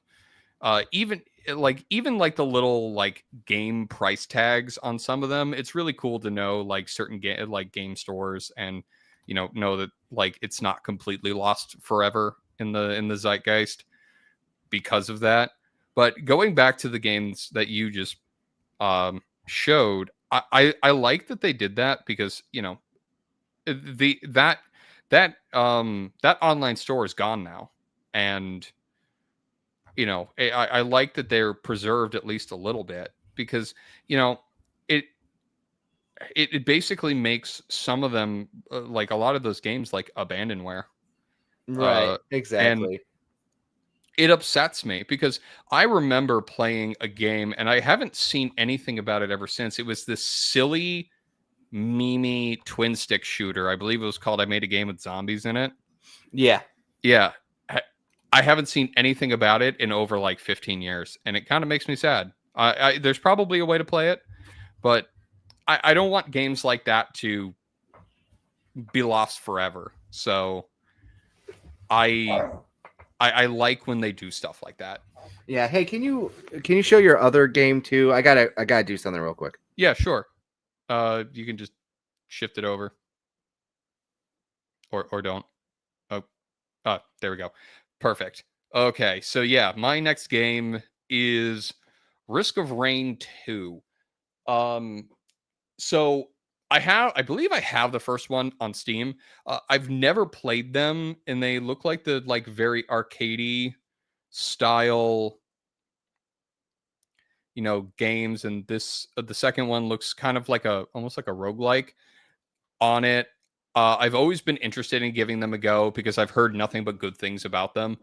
Uh, but when I saw this, because this was the get 4 for 20, so basically everything was $5. I didn't realize when I bought this that this had the original game on it. So it's basically a 2 for 1 on this game. And I got really happy about it, because it I don't feel like I'm missing out, or I don't feel like, oh my God, is there a way I can get the first game physically so I can have my complete collection? It's, it's great. It's both of it's on disc. There's luckily nothing wrong with the disc. It looked slightly damaged when I bought it, so I was happy that it fixes that. And also, what's interesting is if you put this on your PS5, you can actually get the PS5 upgrade for Risk of Rain 2 free, included with this, which I think is a really nice touch. And I know a lot of Xbox games do that, but not too. I don't think too many PS5 games do. Maybe I'm wrong, but I'm interested in giving these a go. I am not. I'm not usually a big arcade game player, because I didn't grow up with those games, so I have trouble getting into them. But I do enjoy them from time to time, and sometimes I just want kind of just like a nice little mindless experience that I can kind of get into. And I'm hoping that this is at least in some capacity kind of scratches that itch. But I again, I've heard nothing but good things, so I'm kind of excited to get to these games and get through them. I don't think that he is back. Have you returned? I'm here. Yet? I'm here. Yeah. I was letting you Fantastic. finish.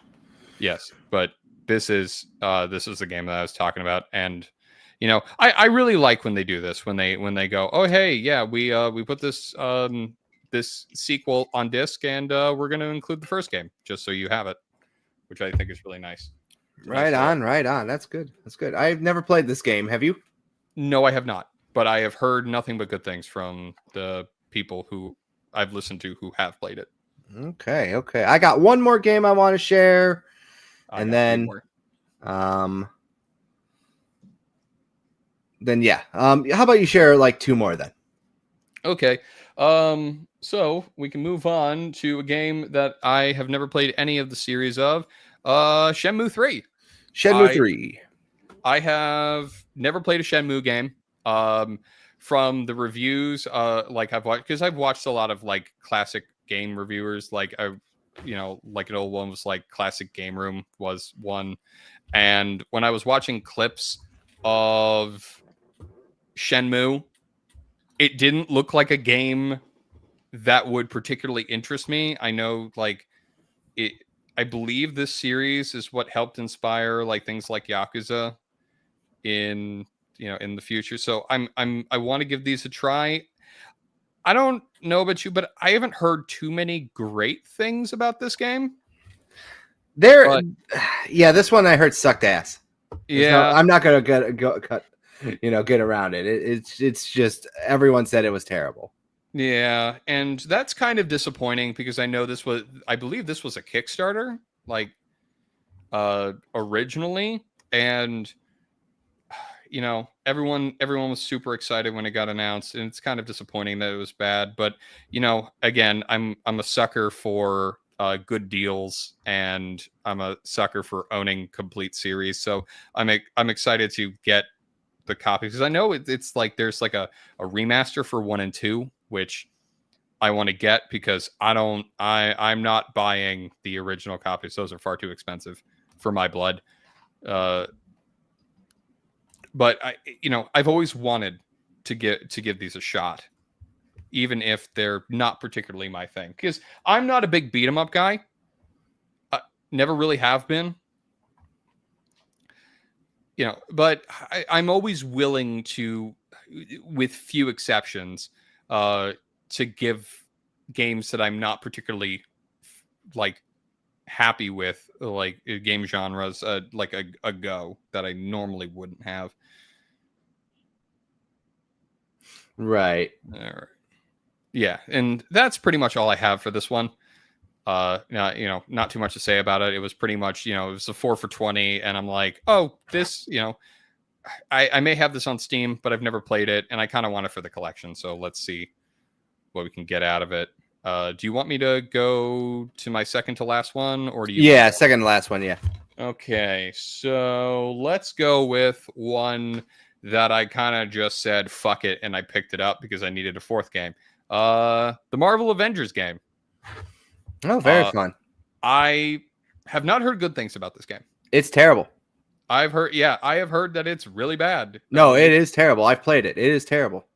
So what's bad about it? Like, so basically, from my experience, I got pretty far into this game before I just said I can't deal with it anymore. It starts off pretty promising. Full disclosure, I fucking despise Kamala Khan. I find her character to be insufferable and annoying and not interesting at all. That's the one on the bottom right? Yeah, that's Miss Marvel, aka we need a Muslim superhero, so let's put her in there. She is everything I hate about people, and that by people I mean fanfic writers. So is it like millennial speak? She is fanfic super fangirl kind of person. Just stupid. I don't like that type of character. Generally speaking, I don't have an issue with anything else about her other than she's just a fangirl and her powers are fucking gay.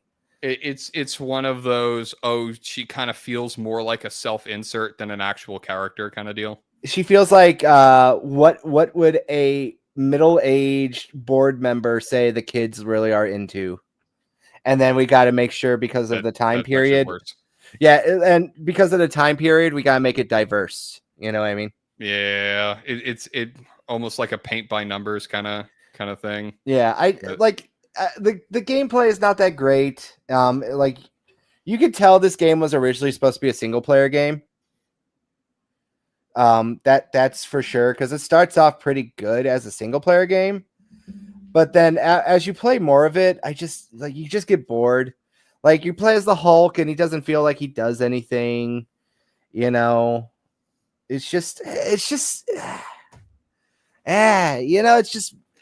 like the first 2 levels are great. And then after that it sucks. And then after that it becomes, all the super cool Avengers like have to like positively reinforce all of her fuck ups and say, no, you're fine, sweetie. So what you're telling me is that my only hope for a good Marvel game is to wait for a Marvel Ultimate Alliance remaster. No, Guardians of the Galaxy. Oh, I mean, I played that game. That game's fun. Yeah, that game was like the best one for like the new modern Marvel games. Gameplay was kind of meh, but I like the story. Yeah, there's some. Miles Morales is good. 2018 Spider-Man was good. Everybody needs to play Marvel Ultimate Alliance. That game is fantastic. They do have that third one that came out, Marvel Ultimate Alliance. I heard that one's kind of meh. It kind of is, but it's not terrible. I've heard 2 is decent enough, and I heard 3 was okay, but 1 is such a good game. So much content. Yeah, it's also super expensive for the gold editions. Yeah, for the complete edition, it's like close to $100 now. I think it's way over $100 now. Oh shit! Well, like I snagged it for like 70. Like, yeah, I got mine cheap too, but even still, it was expensive. Technically speaking, you know, worst case scenario is so like, you know, normally I'm one of those people that like if I know that there's a edition that has more content on it, I'm going to go for that one. But the difference between you know, like the amount of content difference between the like complete edition and the regular edition isn't a whole hell of a lot. Yeah. And you know, the price difference is so astronomical. Like you said, the complete edition is like over $100 versus the base edition is like $6. Yeah, it's because you get all the characters that's are delisted. That's why. Yeah, it's basically just like if you're looking to play the game, just fucking buy the $5 copy. Like you could even go for like the $10 copy that comes with like Forza like 2. Yeah. So it's one of those. I would rather you play it than wait. So just buy that copy. But it's with this one, this was a. I don't see any other game available for the 4 for $20. Oh, you should have called me, honey. I would have helped you. And well, I didn't see anything that was worth taking. Like I could have told you something. I would have told you everything, but to buy this dog shit. You know, so I just went, fuck it. Why not? I figured I'd want to play it eventually. I just find it funny that it's that bad. But you know what? The other games I got in the collection were good enough. So. I will say this: it has a really cool steelbook. There are some games that like do not deserve the steelbook that they got. Yeah, Shenmue 3 had a really cool steelbook as well. Dog shit game, really nice steelbook. Same with this one. Dog shit game, really nice steelbook. And then also here we got Ando checking in saying she's weird because the game did not promote her at all with build up to the hype. Then within a month left, she got a trailer and was like the main character more so than even Iron Man.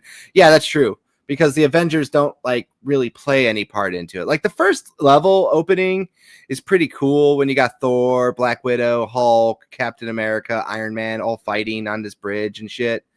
Like that stuff's cool. And then it cuts to Kamala Khan and it's just like, oh, well, it's not terrible, but then it just gets worse and worse. And then it's just like, why am I wasting my time? I could be doing something more productive. Yeah, like playing Marvel Ultimate Alliance 1. Yeah, and speaking of Marvel Ultimate Alliance, 3 did away with character scaling, so you really just have to stick with like 4 same heroes the whole time and grind. Game does not respect your time, unlike Ultimate Alliance 1 and 2. I mean, also to be fair, like one of the biggest problems with Ultimate Alliance 1 is that there were certain characters that were so fucking broken there wasn't any reason to pick anybody else. Like Wolverine and Deadpool are just broken. Yeah, you know, Wolverine, you know, does so much damage and heals so quickly, and Deadpool is like, oh yeah, I have a teleporter, and you just teleport through walls you shouldn't be able to. Alrighty, I'm gonna get my last game out of the way now. Then, in that same video of hidden Xbox 360 games, I had most of them, but this one I never heard about, and I wonder if you heard about it. It actually was made by Codemasters, the people who make racing games now, and it's called Body Count. Have you ever heard of this game?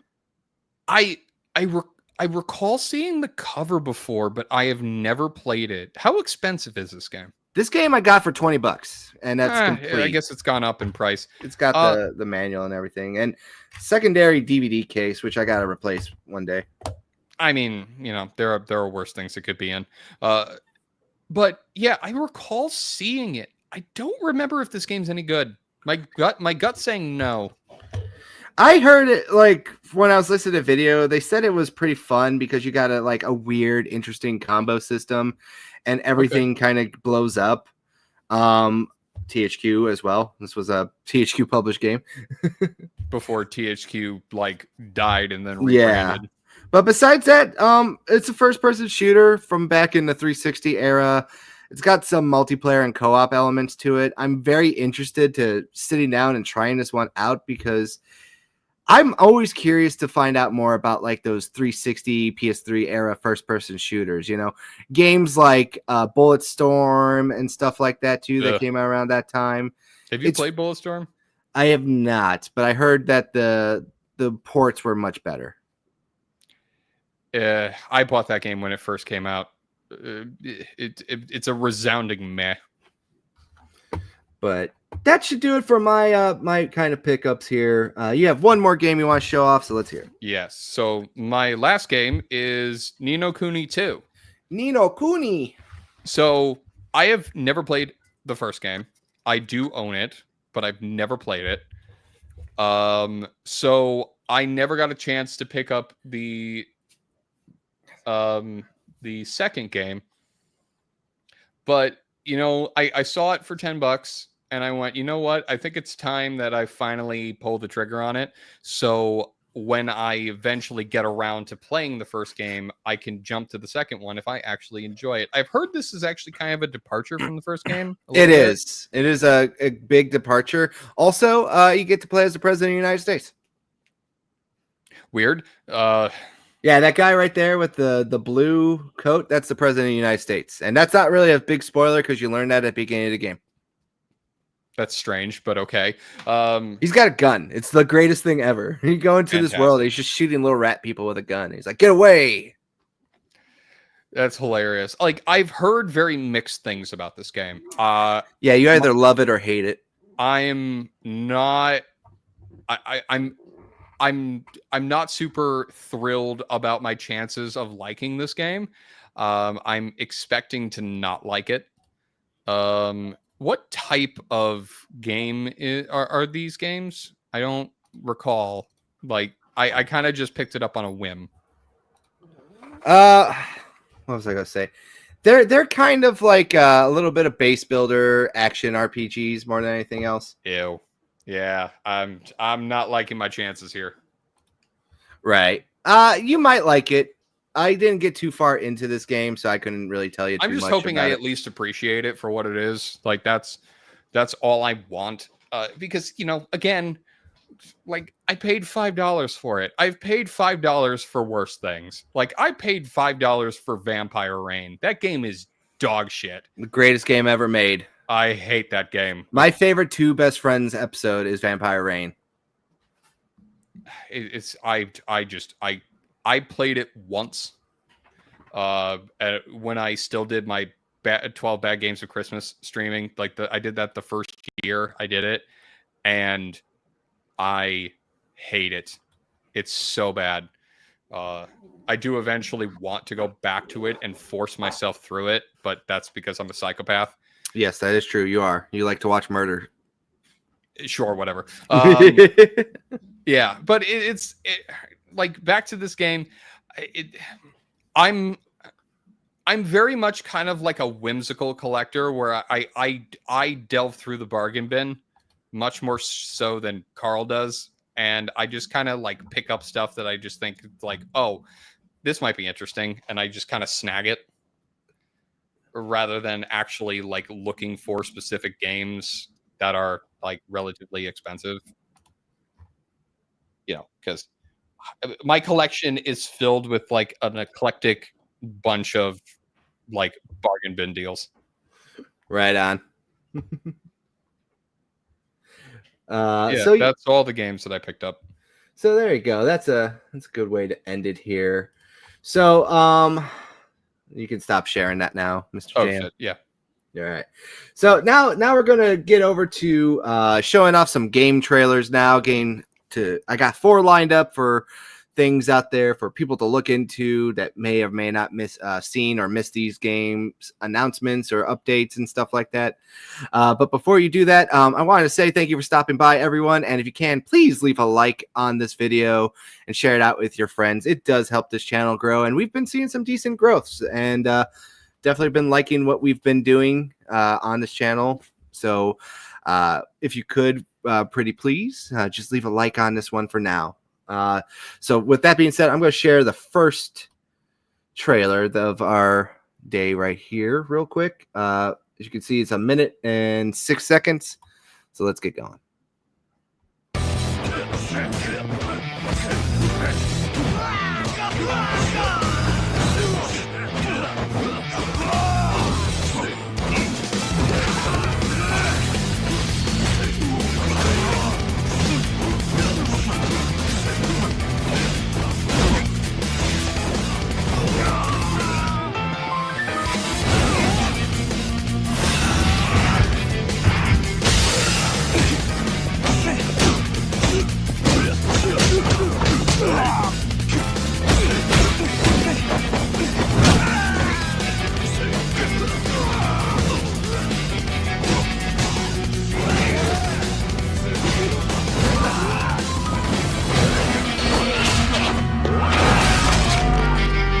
God, I love this one.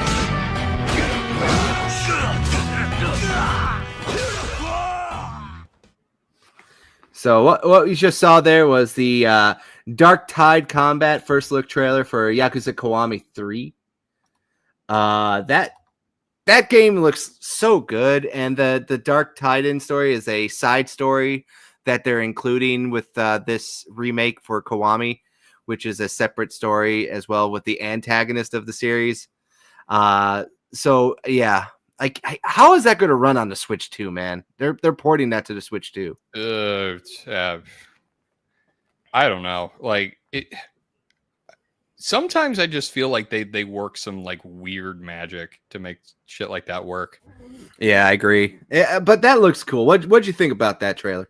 I mean, it looked pretty good. It's like, again, like beat 'em ups are not really my thing. Like the thing that's kind of grabbed me with the Yakuza game is not the combat. The combat's kind of just like an unfortunate like afterthought for me. It's more for me. It's the absurdist, like over the top, like crime soap opera. Yeah, it's like, perfect. Like storylines for me, because you know, it's kind of like I'm a very casual professional wrestling fan. Like I enjoy it. Like you know, that it's kind of like professional wrestling for me. Like I love the absurdist storylines. Like the actual wrestling matches I could really not much care about. Right. Like they're kind of there, and I really appreciate when they're like really well done. But outside of that, I kind of just like I just like the fun stories that they try to tell. And Yakuza is that for me with video games. Like it, you know, at least with the only one that I've started playing so far, which is 0.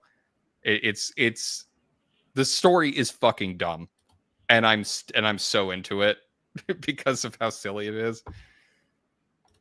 Right on. Yeah. Like I said, super excited. Can't wait for next year. Everything they show about that one looks amazing. So yeah, I'm hoping that I can get through 0, Kiwami 1 and 2 before that comes out. So you definitely should be able to. It doesn't come out till February. Yeah, but I also have some games. Like I still want to get through Persona 2 Innocent Sin like soon. Yeah. All right, so the next game we're going to show off here is Marvel Cosmic Invasion, and this is the official demo launch trailer. So let's take a look. Let me turn it down. That feels a little too loud.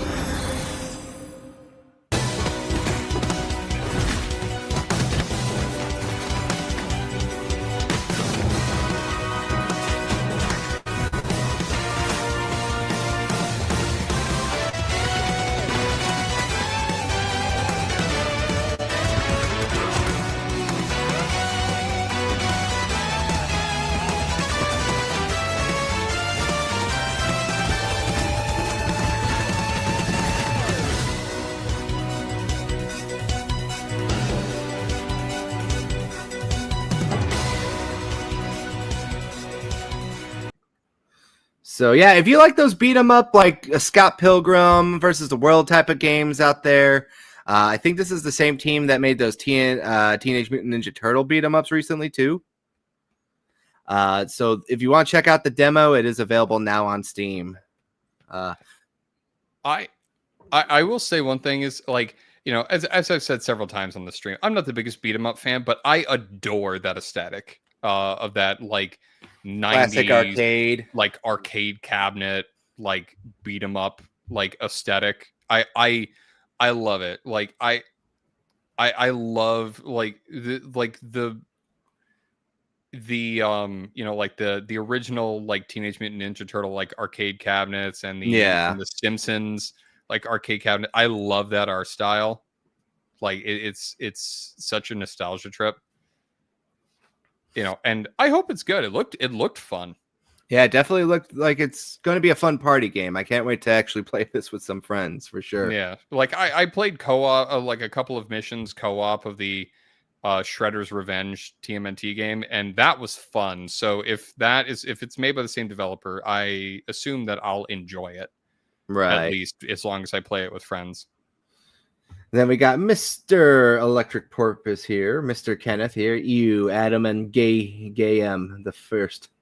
How you doing, Ken? All right. The next one that we're going to show off here is a SpongeBob game, actually, believe it or not. I need to play more of those. Yeah. So fucking many of them. So this is a new one that I think just got announced this week, and I didn't see anything about it, so I figured it would be fun to share this one and kind of just get our thoughts about it. I got you now, Dirty Dan and Pinhead Larry. Here we find Jellyfish Fields. Its icy beauty hides dangers at every turn for unwary explorers. Uh-oh, guys. Ghosts! Hang in there, Sandy. We're on our way. We should hurry. She wasn't sounding too hot. The mountaintop is just up ahead. I bet she's there just waiting for us. Oh, no. King Jellyfish. Sheriff Sandy's gonna bring you to justice. You got this, SpongeBob. Thought you could beat me, did ya?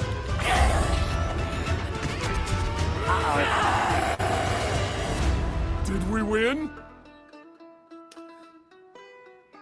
Okay. I already got some DLCs and everything here too, and it ends it off pretty weird. That's what Do you know what I appreciate about these games?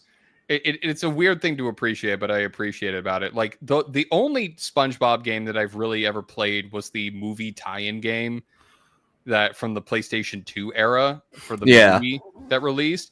And what's funny is that it basically has nothing to do with like the actual movie. It's kind of like its own thing. Like it basically follows the plot, but it just does its own thing.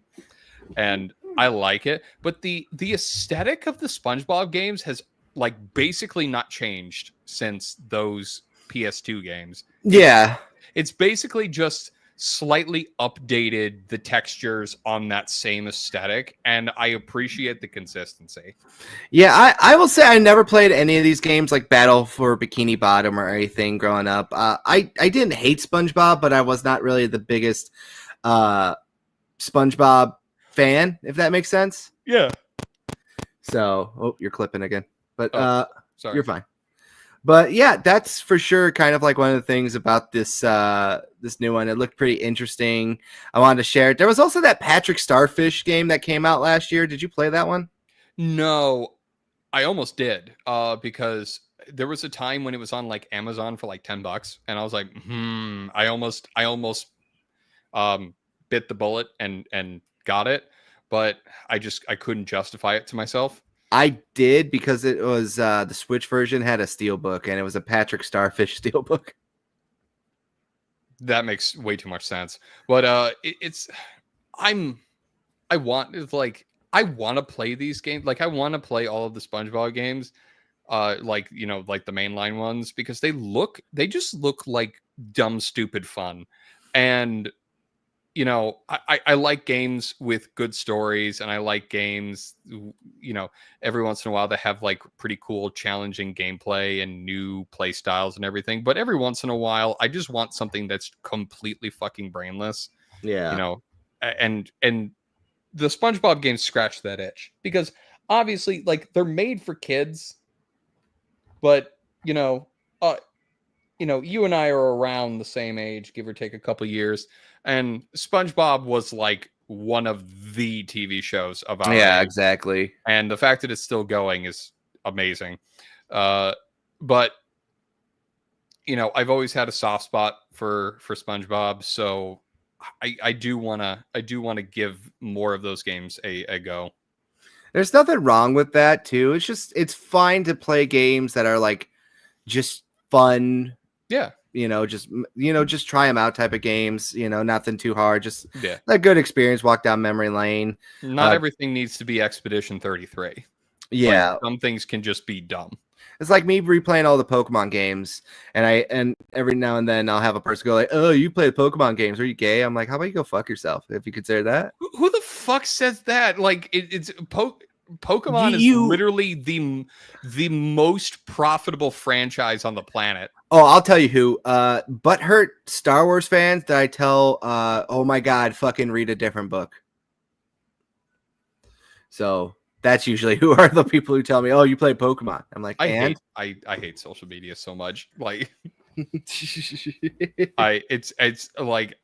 it's why I pride myself in how little I actually interact with people on that. I just kind of scroll for, game deals and like sports news, and every once in a while I get like fun doom scrolling where like some people are like, "Oh no, the world is ending." I'm like, "Yeah, you said that like 5 years ago and we're still here."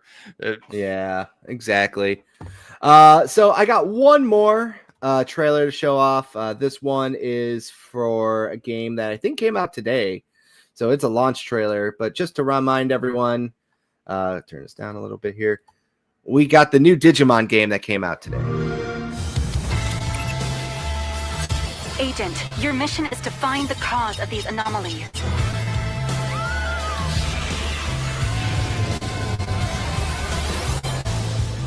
Keep an eye on her. We're actually in the digital world! Does everything lead back to them? They're a new investigation partner. Others are hunting these anomalies. More Digimon?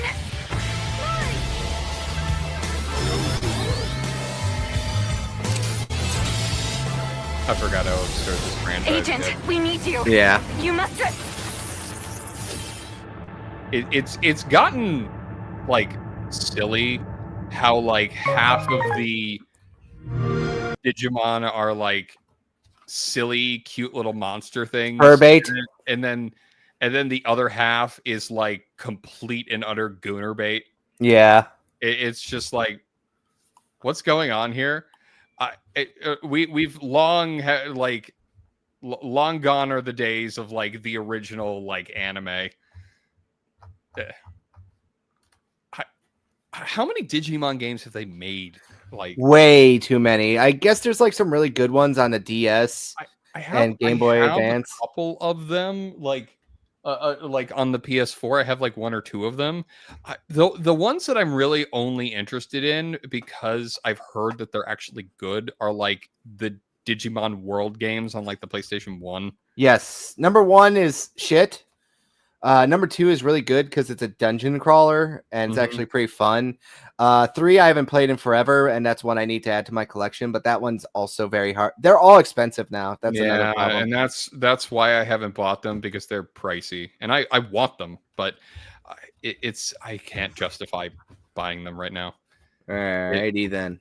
I want to play them, but it's unfortunate because I look at this the way I look at like Dragon Ball, where I'm like, yeah, the property looks interesting, but where the fuck do I start is one of the biggest issues with properties like this, when they like churn out so many fucking games that you basically don't know where to start, and you're like, well, I'm not going to start with this one, and if I don't know where to start, I'm not going to bother. I mean, to be fair though, like you can pick wherever you want and just kind Yeah, of go with it. but that's, I don't know. For some reason, that also bothers me, and that's not really a justified like thing to be bothered about. But I don't know. It just kind of like irks me a little bit. So I'm going to move on now to some video game stories that we can kind of talk about here. The first one I feel like is going to be one that we should talk about, and that is for Silent Hill, the future of Silent Hill games as well. Future Silent Hill games won't necessarily follow Silent Hill formula. A Silent Hill F formula, producer says. We want to keep experimenting with each new title. So let's go and kind of read about some stuff here. That's blah, not blah, blah. anything really new, because that's kind of how Silent Hill has always kind of operated. The only two that are like hyper like similar to each other are 2 and 3. Yeah, so to give the like real quote here, talking to IGN Japan at the Tokyo Game Show, Okamoto says, starting and blah blah blah, that given the game's numerous challenging elements, he thought the reaction to Silent Hill F would be far more divided, but reception ended up being positive beyond his expectations. On the other hand, he notes, of course, that doesn't mean every future Silent Hill game will be just like this one. Each one will have its own distinct flavor. We want to keep experimenting and being ambitious, both in terms of gameplay design, storytelling. So please, looking forward to the next Silent Hill as well. And he also followed up with another statement, adding that he'd like to be bold with the series and offer a different kind of gameplay with each new installment. On the other hand, he stresses that some Silent Hill traditions aren't meant to be broken, namely the quality of storytelling. I believe psychological stories are essential to what makes Silent Hill feel like Silent Hill, and we will continue to place greater importance on our future works as well. Although it is Quality storytelling is a stretch, but go on. Although it introduced a completely new setting and gameplay system, Silent Hill F connects with the rest of the series through psychological horror, the spiritual journey of the protagonist as she's faced Hirei's trauma and inner turmoil. It is what ultimately makes Silent Hill F makes it Silent Hill like. Sorry. Okamoto told IGN Japan. It seems like future entries will explore different approaches to gameplay while maintaining this foundation. So I guess since I have this up here while we're talking about this, when he talks about wanting to do like new different stories and stuff like that, what would you like to see Silent Hill do? You know, if I'm going to be completely honest with you, I want kind of just like a return to form where it's very much similar to how the Bloober team treated the Silent Hill 2 remake. That's kind of where I want it to be, where the game is less focused on its combat and more on its very kind of like oppressive atmosphere and foreboding like elements, and it gives you that feeling of, you know, that itch that you're not supposed to go forward, but you know that you have to. And, you know, it's that tension, and it's that, you know, like your body is telling you you shouldn't keep going because you know what's on the other side, but the game is enticing you to move forward and go, and the stress that it builds up is very much a slow burn that crescendos into that like high stress combat encounter moments. And you know, and this is something that the remake did well, even though I would say that compared to Silent Hill, the original, it's a lot more combat heavy. And and they made like, instead of making the combat just as clunky, they changed it up by making some of the enemies a little bit harder to actually beat, which I think was a great compromise that they made.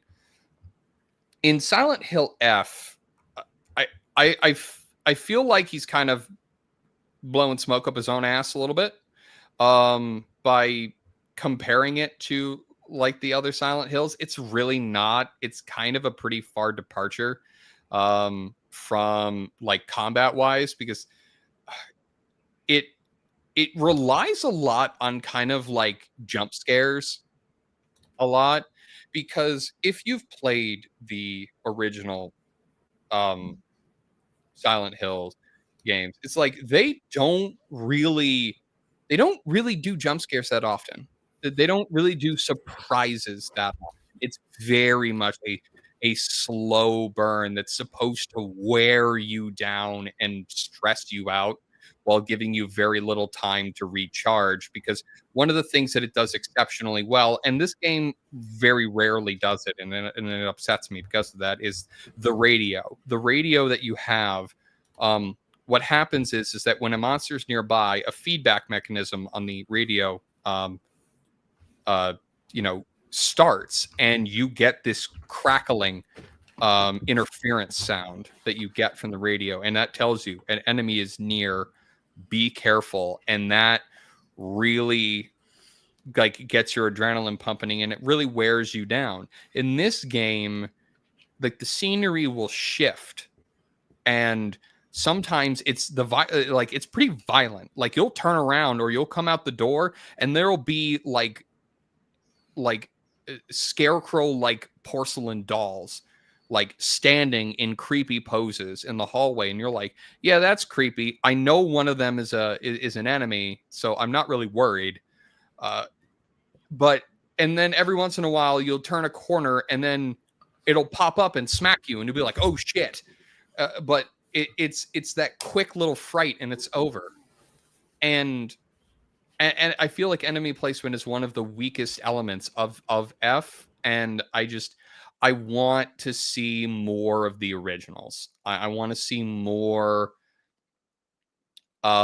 focus on environments and on the atmosphere, and more of the, not just the psychological elements of the storytelling, which this game does have. It's not very good, but it still has it. But I want the psychological elements to be the parts that are affecting the player as well.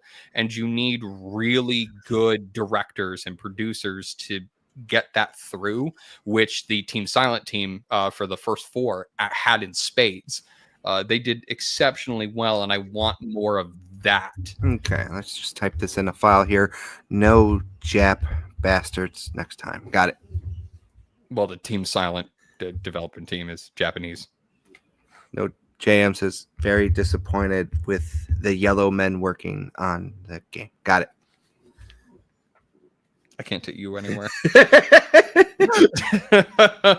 But it's like you can tell like how much these PS2 and PS1 like horror genre like games where they kind of got their start. Yeah, how much they matter to me, because I love the amount of effort and care it takes to make a fantastic horror game. Yeah, because it's really an in-depth process where you have to make sure that you are doing everything right. Like a lot of people don't even think that a horror game should allow you downtime, and I 100% disagree with that. Like that's why I adore it when Resident Evil does its safe rooms very well with the ones with the typewriter, because you know it's safe, and that allows you to decompress. And once you realize, oh shit, I have to go back outside, it then bubbles up again, and that like up and down nature, it it makes you kind of hyper aware of what's going on, and it keeps you vigilant without getting frustrated and without getting exhausted. And that's one of the things that that F didn't do very well. Like I got excited when I got to the latter half of the game and they had that element in there with the house level. I was like, wow, I'm actually kind of nervous. This is great. This was a fantastic use of the environments. And there were other areas where I'm sitting here, I'm like, I know I'm supposed to be stressed, but I'm actually kind of irritated because this place is boring. It's a very much a mixed bag. And it's like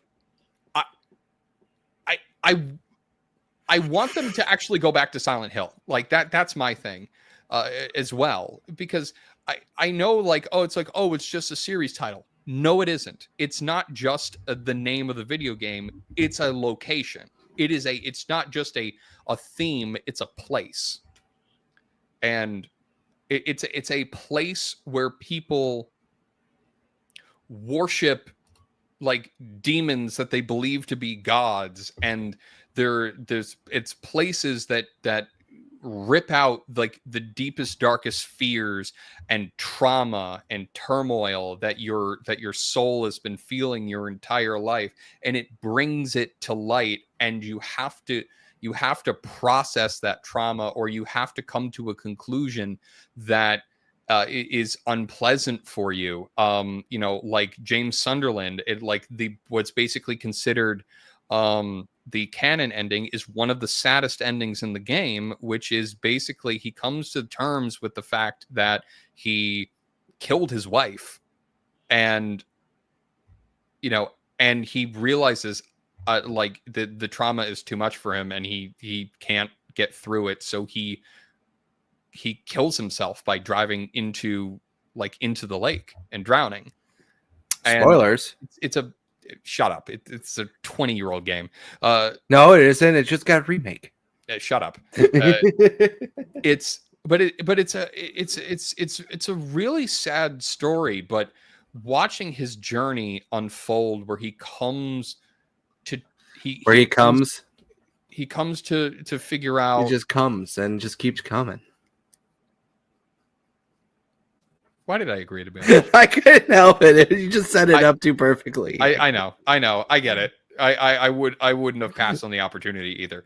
But as he gets to the point where he understands like the trauma that he went through, and like comes to the realization that of what he did and what's going on, it's fantastic story writing with not a whole lot actually being told to you, but actually being shown, which is a fantastic writing tool that not too many people actually utilize very well. Sometimes there's a little too much subtlety, in the storytelling, but there's a lot of good uses of symbolic elements in this game series, and it's why I get so fucking irritated when we talk about the canceled Silent Hills game that Kojima was supposed to be a part of, and everyone talks about how, oh my god, we missed out on getting one of the greatest horror games of all time. And I'm just like, look, I haven't played too many Kojima games to completion, but holy fuck, you guys don't understand how bad of a writer he is and how little he understands the idea of subtlety. Because every time I hear somebody talk about how good of a writer he is and how good of a Silent Hill game that would have been, all I hear is Sundowner tisming out and screaming, "Give war a chance," and stabbing a man. It's and doing the good old days after 9/11 meme. The greatest thing ever, man. What are you talking about? It's like I just sit there and I go, like, he is literally the worst author and writer you could have ever given access to a gem of a series like this. Like, fucking stop. Like, have some integrity, please. Like, it would have been so bad. So since we're talking about Kojima for a second here, I want to segue over. Did you know he made a action RPG for the Game Boy Advance? No, I did not. It's called Bokutai, I think, off the top of my head. Let me just double check the name.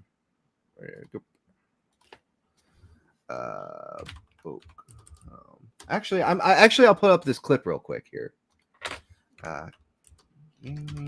I try not to think about Kojima too much because, as you can tell, it's a bed bug of mine. Like I really do not like him as a writer, game designer. Give or take, like he's okay. I just love when people try to throw in my face like, oh, Metal Gear Solid 5 and Metal Gear Rising: Revengeance aren't really Kojima games because he didn't develop them pretty much basically on his own. And, and Konami interfered with Metal Gear Solid 5. I'm like, you're telling me that they didn't interfere with any of the other games that he made? Like it's Konami. That's totally not true. But it's also he was involved in it. So let me play this clip here. Let me get you away from mutism here real quick. So this is a channel called Gaming Productions. Shout out to them. I watched this video and I learned about this game today, and I want it for my collection because it sounds interesting.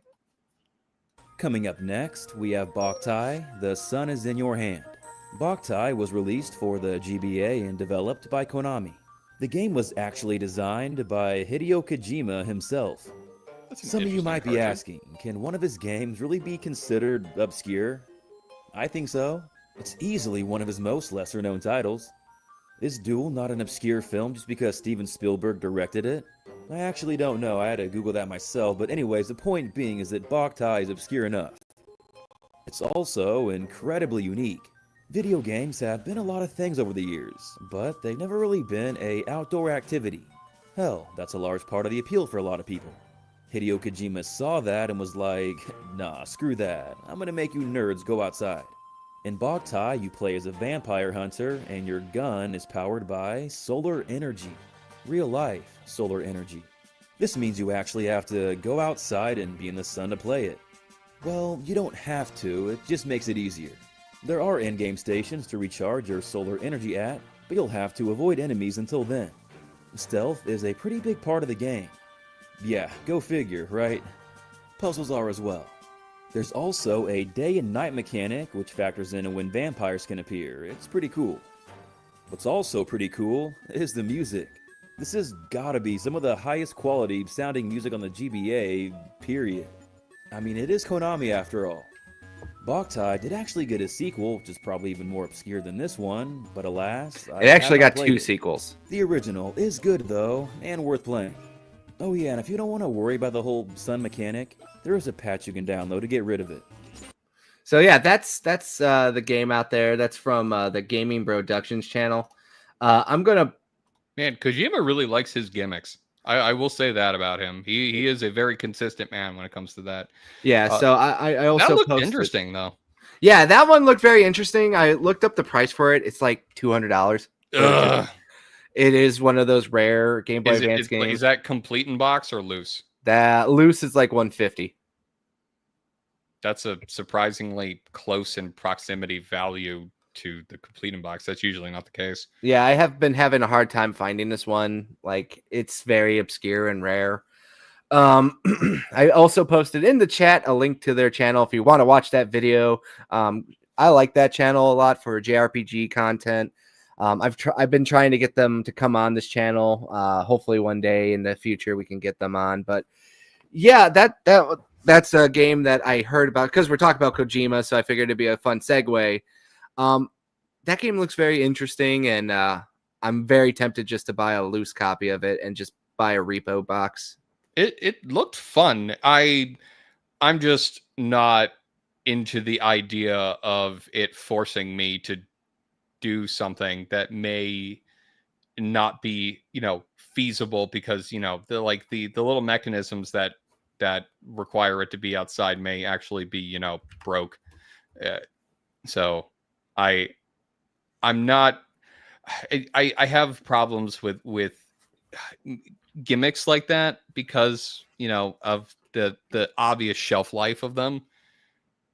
But it's an interesting mechanic, and the game looked fun. It looked good for a Game Boy Advance game. That looked really good, especially. It's amazing what they were able to do with such limited hardware. Well, you and I also have analog pockets too, you know. Oh yeah. So that game's never going to get sun because it's going to be blocked out. Oh yeah. Oh, because that thing is not getting close. You'll basically have to like lay on like a lounge chair and have it like upside down in order to. All right. So I'm going to move on now to the second story here too. I'm just going to read this quote more so than anything else, just because this doesn't really add too much. Most of these articles are fluff. I'm just going to get to the important part about it. So obviously the Persona 4 revival is the quote here. Enjoyable in a new way and different way, says series boss. So let's hear the full quote from this. Persona 4 already packed a ton of content in with Persona 4 Golden. So when it comes to creating the next R, the hard R here, it's not just about adding more. We have to create a experience that's enjoyable in a new and different way, said Wada. And this includes the sheer volume of content. So to be honest, it's a tough challenge, but it's shaping up really nicely. So that's the exact quote from Mr. Wada of the Persona series. Now, everyone here kind of, when they hear new and exciting ways and stuff like that, they get worried about some stuff. I feel like what he means for that is gameplay mechanics more than a crazy overhaul to the story. Yeah, it fills me with worry. Not like, oh, the game's going to be bad now, but it's one of those things where it's woke. Yeah, the main protect the they them. The thing that worries me is, you know, I love I love the remake of Persona 3. I will say that flat out. I love it. Like that is it's great. Yeah. To me, that is the definitive way to play the game now. I agree. And for me, it was the game of the year last year. Whoa. Yeah. I didn't know that. Yeah, that was my favorite game of last year. Very nice. But what I will say is they're like the new mechanics that they put in it. I was not a huge fan. Like the ultimate attacks for each of the characters, I felt that they made the game far too easy. That's a complaint a lot of people had, and I can agree. Yeah. I agree. The issue that I have with a lot of it, and it's not just the remake of 3, it was also with Royal as well. The Showtime attacks. You know, it's with like the little extra tweaks that they make to the gameplay from the like original sources has a hard they have a hard time not fucking up the balance royally to the point where it's far too easy to break the system.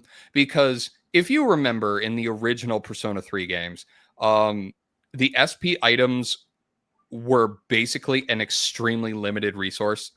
You only got like maybe 15 of them in the entirety of the game, which in a 100-hour game is not many.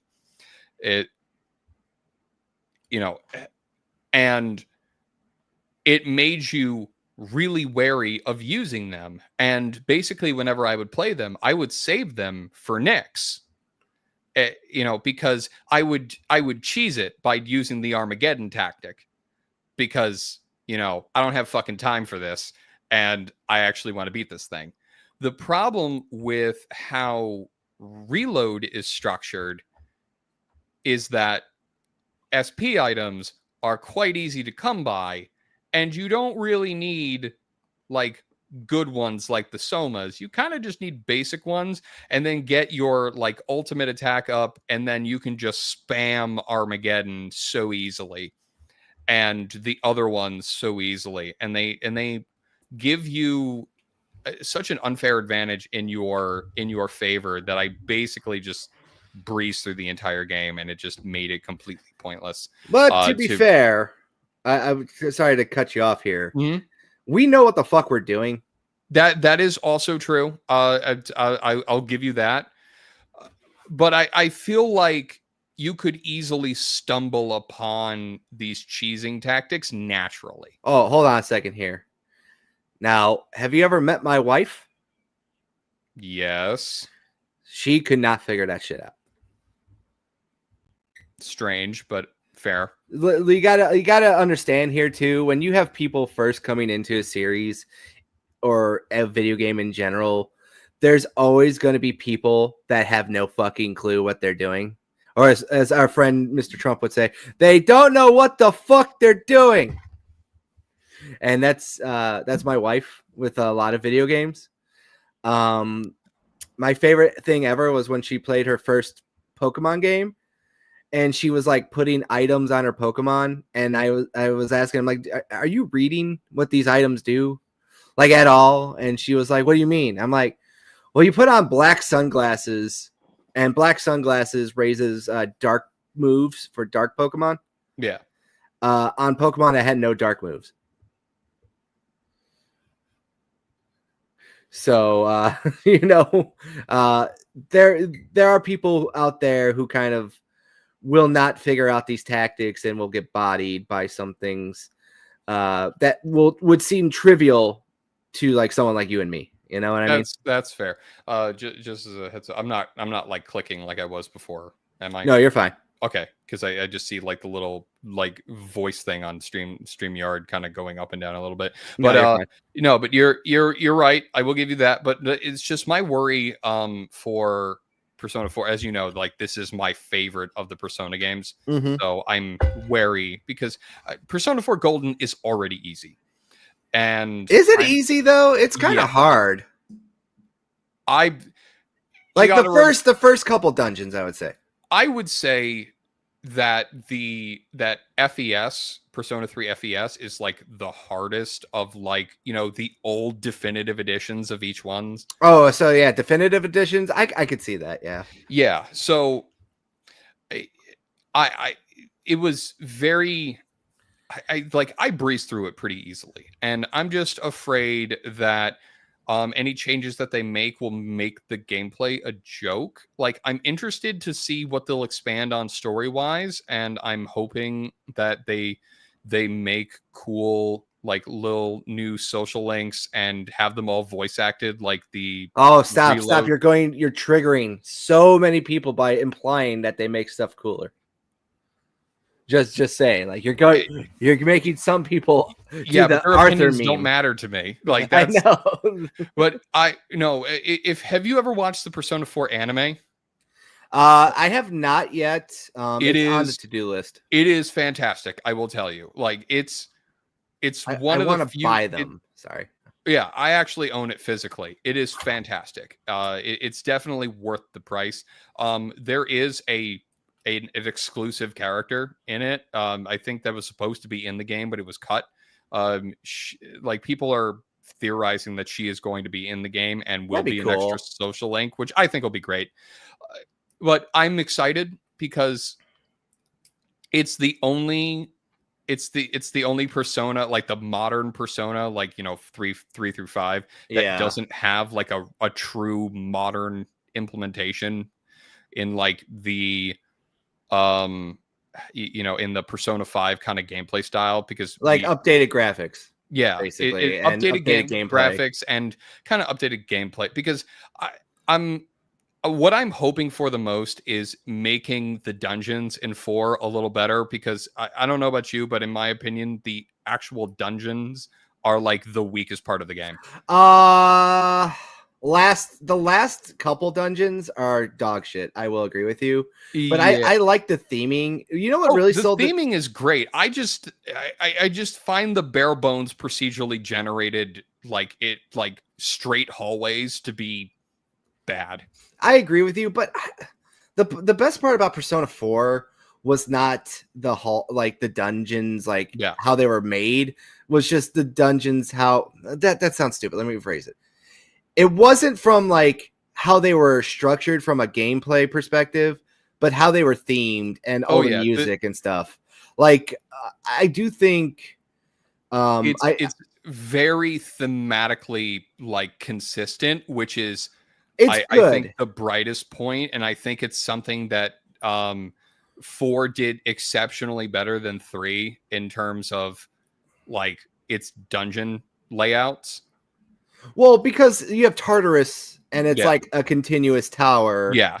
Versus this one was like the prototype of what was eventually going to be the Persona 5, you Yeah. know, castles.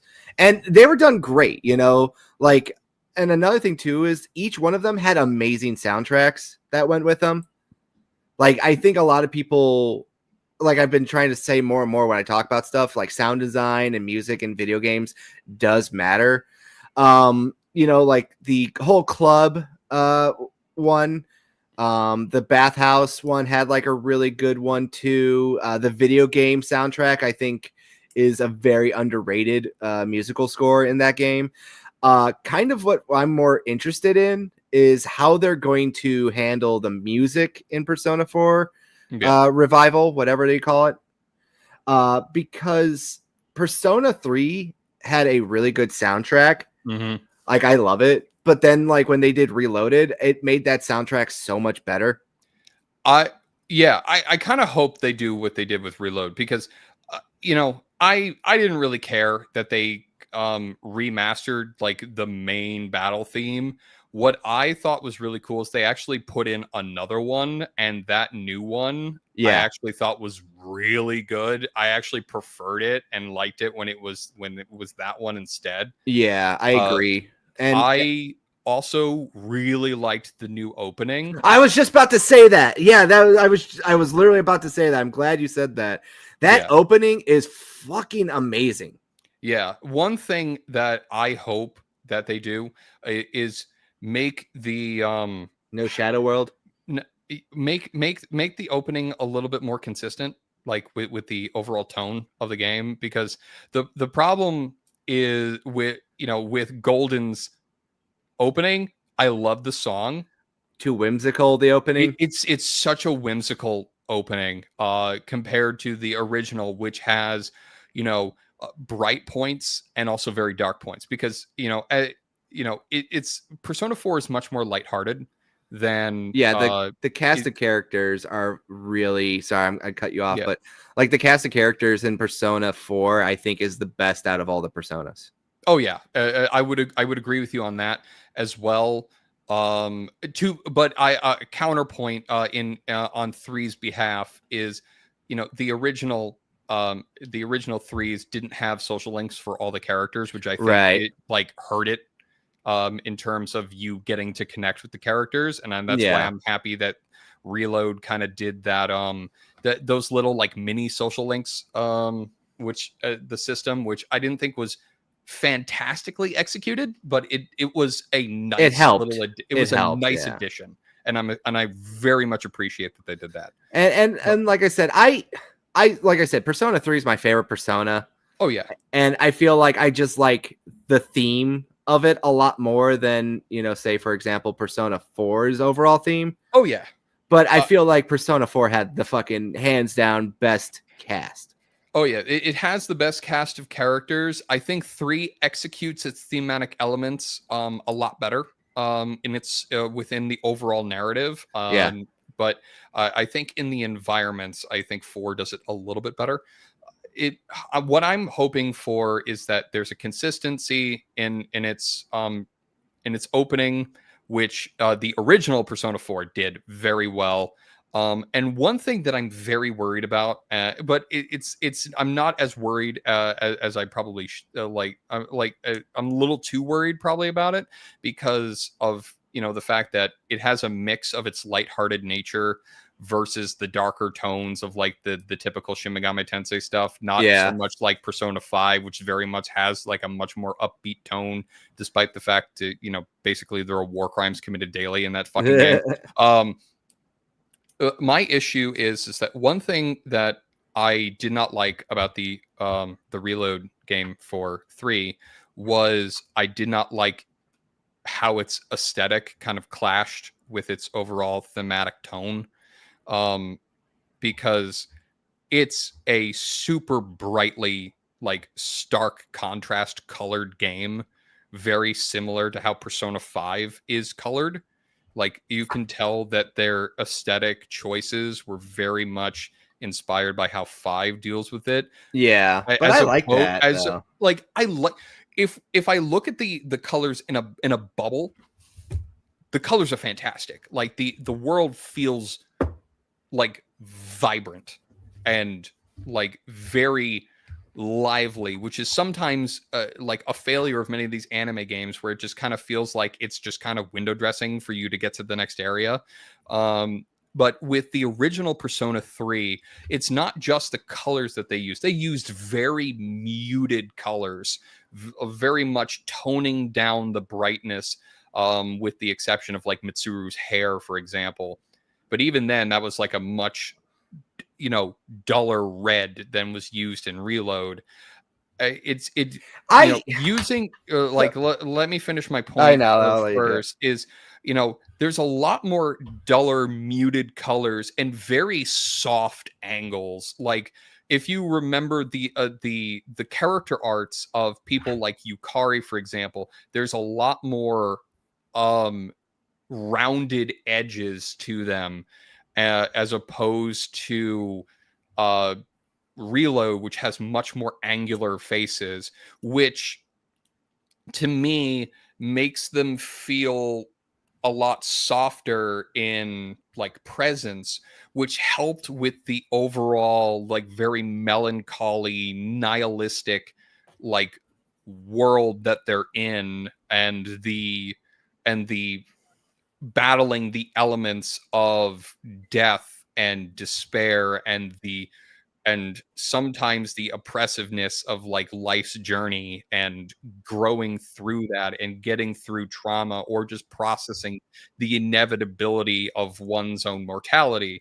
I felt that those muted colors and softer edges helped add to that, whereas opposed to, I felt like the art style of the remake kind of clashed with it a little bit.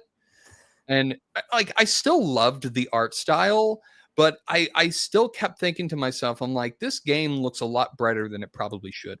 I disagree with that one, only because like the theming that they're going with like the bright like kind of sky blue and everything else like that, and how like the menus were more themed of like water and everything else like that. I think it played more into the theming a lot more if you kind of just look at the symbolism of it. Like the great expanses of the unknown, and like the kind of welcoming but also kind of scariness of like the ocean and water and stuff like that.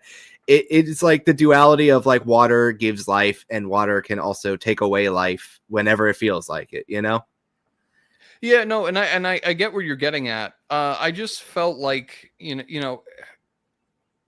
I felt like it's really the brightness of those colors.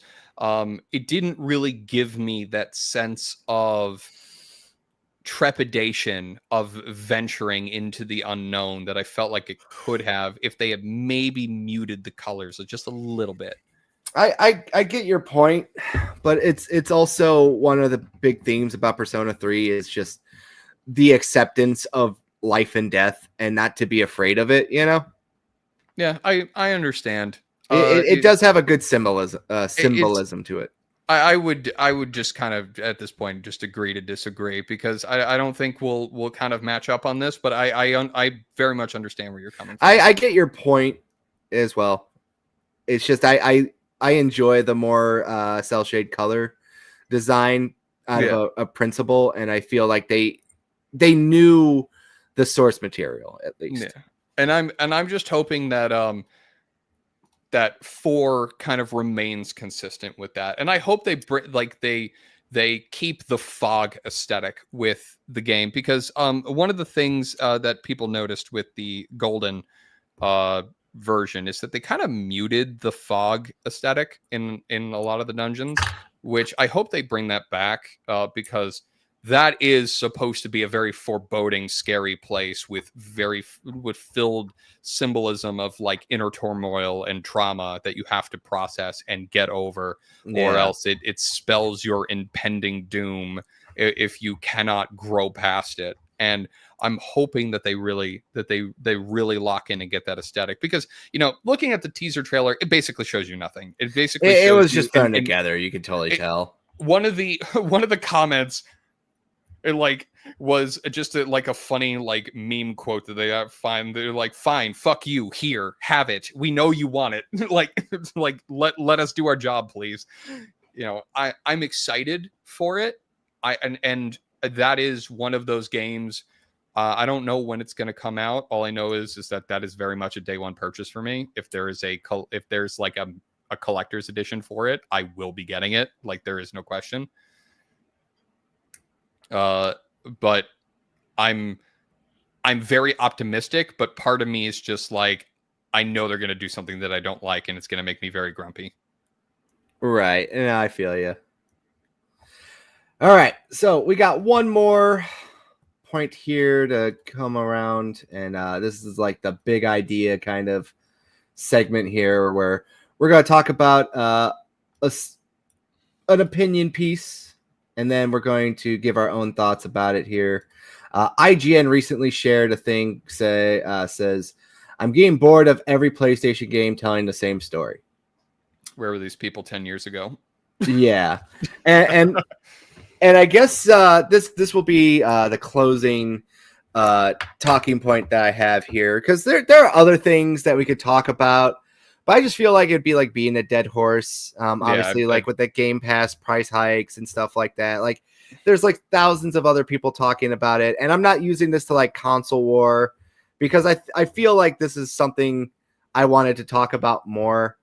And I've talked about yesterday with the all digital future one, where I've already covered that as well. So if you want to watch yesterday's podcast with Zero, go ahead and watch that later for more thoughts about that. But this is the one thing that I feel like is going to be a fun, just embrace debate kind of topic here.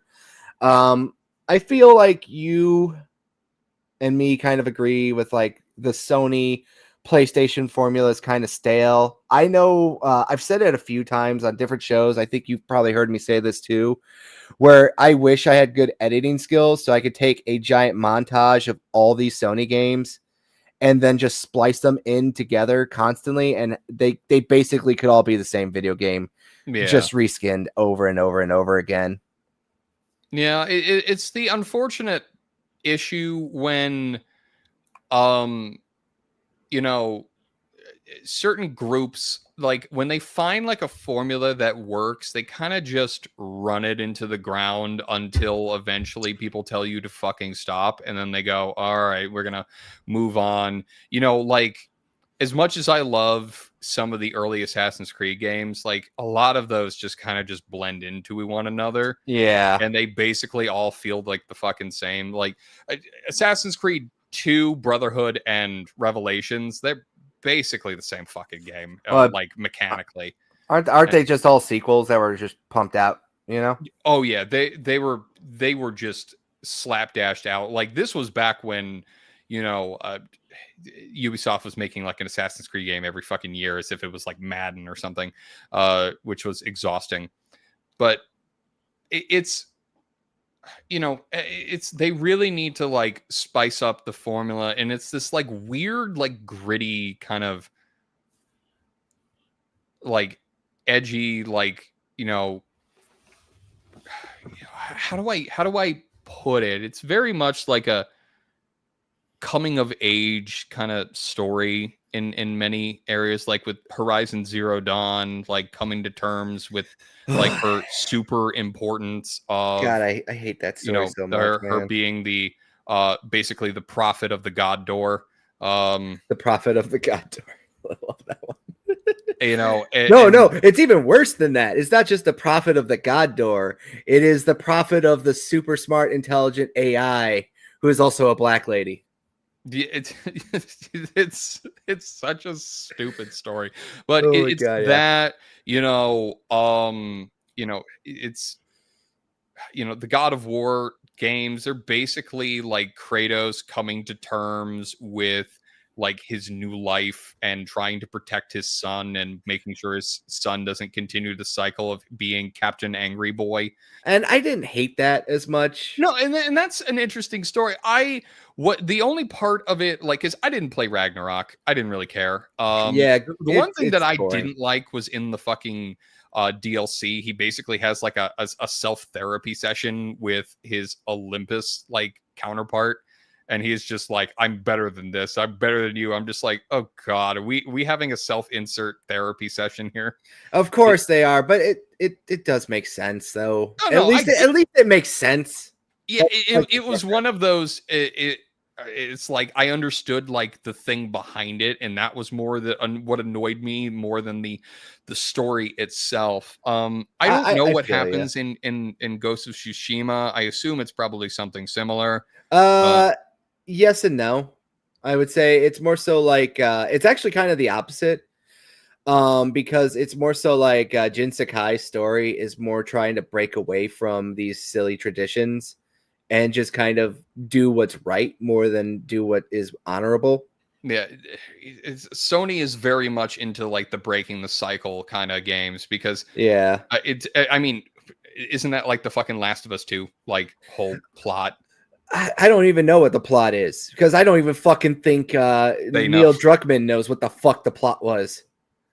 I'm convinced, you know, like because, it sucked. Same is a similar thing with like the new God of War games is trying to like raise his son to be a good man so he doesn't become like him and make the same mistakes that he does. Well, he doesn't want to turn out to also be like, you know, the cycle of being like Zeus. He doesn't want his son to be just like an angry, vengeful god. Yeah. You know, like he doesn't, because here's the thing, you know, I'm sorry I cut you off, but I get like so my knickers in a twist, as the British would say, with listening to these like kind of like low level knuckle dragger arguments when they talk about God of War. Like, I'm being serious about it. It's like they talk about like the first 3 God of War games, like they were like these over the top masterpieces of like great storytelling and like, you know, all this stuff, and like everything was so great and wonderful, you know, and usually those people are retarded because they don't understand anything that they consume. Yeah. And they just kind of go like, it had boobies, it great. The new game, no boobies, no good. That's their argument kind of come down to it, you know. But like, you know, after replaying all the God of War games earlier this year, it's like the people who say like, well, Kratos has no story, he has no character. I'm like, well, those people are also retarded. Let's just shoo him away. But they kind of missed the point of like what the God of War series like storyline is. It is still supposed to be like a Greek tale. Kratos is a unrepentant bastard for a lot of it, but he also is very haunted by the fact that, like, you know, he still murdered his family. You know? It's very much the typical like Greek tragedy. Haunted protagonist by his colossal fuck up that is frankly, like, I know a lot of people would like put like all the blame on Ares, and he deserves like a significant amount of blame, but Kratos is also a shit too. Like he was shit before he became a servant of like, you know, Ares, and then once he killed his family, he just like dove deep headfirst into the shittiness and became an actual like rat bastard. Yeah, exactly. He thought he was unstoppable. And then like, just like every kind of Greek tragedy out there, the hero fucking has his downfall, and then he makes a deal, and the deal it's like dealing with a genie, you know? It's like you wished for it, but it wasn't exactly what you wanted, right? Yeah, it's like you got what you asked for, not what you wanted, you know? Exactly. You know, you have that. You have like, if we're going back to the overall discussion of like the Sony formula, you know, it's Horizon Zero Dawn is this to a T. Like she's already kind of like a almost like an apostate of the ways of her tribe, Yeah. and she breaks away from the traditions to quote unquote find the truth of the matter, and she, God, as I said before, becomes the prophet of the god door. God, she becomes more than this, the prophet of the god door. She becomes like the penultimate I'm right about everything white woman. That grumble. It's true. You know it is. I know, and Last of Us 2, from like the little pieces that I've cobbled together from the clips I've watched, seems to be like Ellie comes to terms with trying to break the cycle of violence and lets Joel's murderer just go away, despite the fact that she's a rat bastard too. It's pretentious. The best way I could say about as much I've played half of the storyline and gave up because the story just became that episode of South Park when they start sniffing their own farts. Oh yeah, that's the best way to describe the Last of Us 2 story. It's a great video game from a video game perspective. Oh, the gameplay was fun. The gameplay is amazing. No, I'm not talking about The Last of Us 2. I'm talking about Horizon Zero Dawn. But like I'm talking about. I'll talk about both then. Yeah, but both the gameplay, both of them are great. I haven't heard anything bad about the Last of Us 2 gameplay, and that's probably going to be the selling point for me when I eventually buy it. No, it doesn't matter. You it's impossible, man. I'm tried. I retried it again. What, to beat it? Yeah, and I can't. Like, you just notice the writing even more now that like time has passed and you can like settle on it and you're away from it, and you're just like, I'm just like, bro, why? I'm gonna be a dad. For me, it's the way that the stories play out with a lot of these PlayStation exclusives is basically it's puddle deep like storytelling depth that is just unfortunately it's just competent enough to like rustle the jimmies of pseudo intellectuals and fucking weebs. I don't know about you. I am this is like kind of just like a little bit of a tangent, but like one of my massive fucking bed bugs about people and get those looked at, just saying, and like the people that you hate, like the ones that talk about how Western media is garbage and Eastern media is like so good right now. Oh, the people who fetishize Asian people. Yeah. Like it's like I find these people exhausting because they talk about how like so deep these storytellings are. And I'm just like, have you watched an anime like at all? Like the vast majority of these animes have like the philosophical discussions of like a fucking 5-year-old that could be found on the back of a fucking Wheaties box. It's. But enough talk about High School of the Dead. Like it's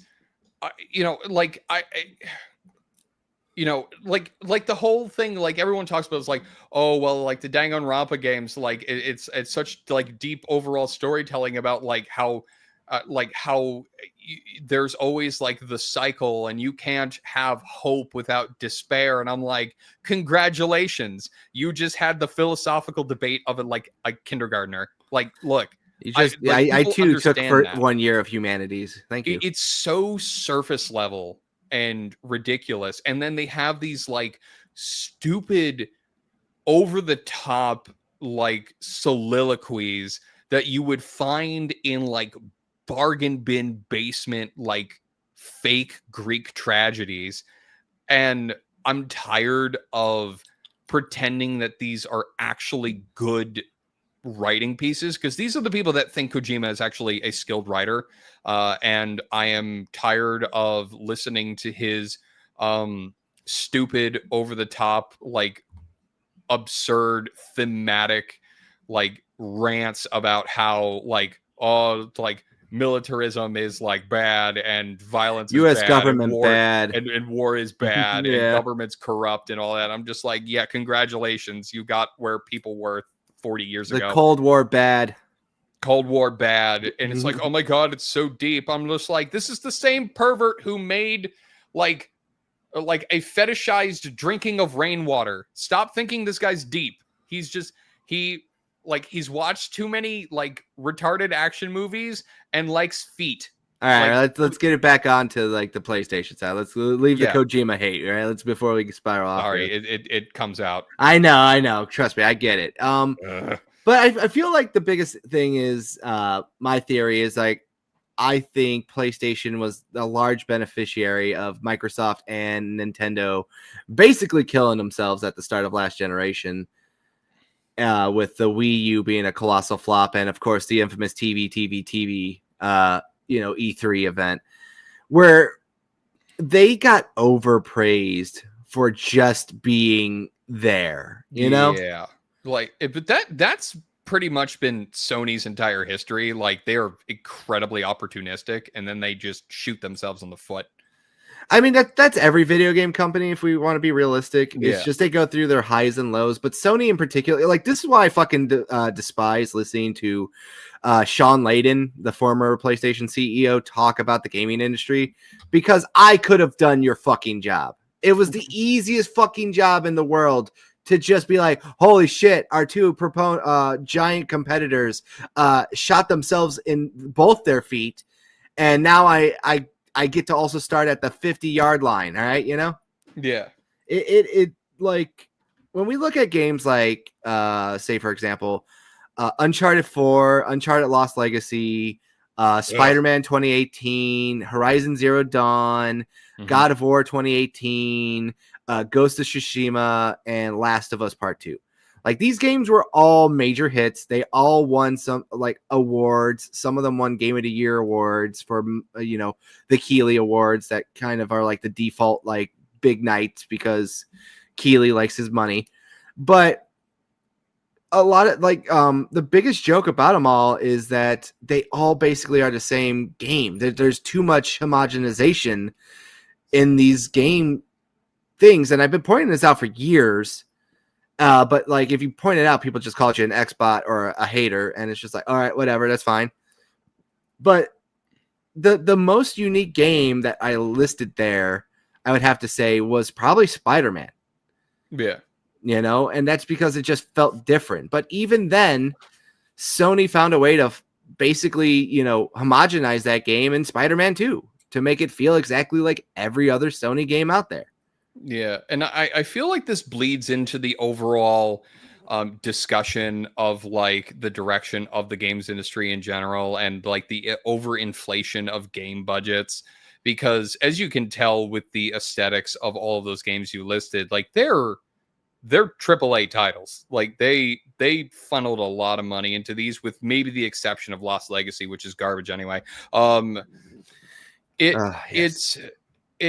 Because the problem is that these big corporations, like, they make billions of dollars a year. Like, they're no slouches to profit. But the problem is that once you get to that point and you overinflate your project's budgets, like, you become incredibly risk averse to the point where they stick to what they know and they stick to keeping it safe.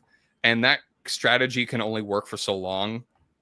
And one of the things that I'm like that we've all been seeing for quite a while is, the games industry, in terms of like, the mainstream stuff, not the indie stuff, is having trouble with the idea of taking risks and, really delving into that like AA, style of,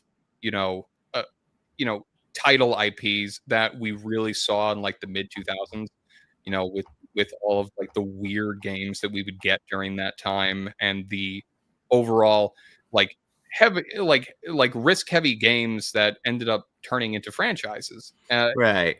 I'm hoping that a correction is made so we can get that back and we don't see stuff like what we're seeing with that article, with everything kind of being like, Sony slop.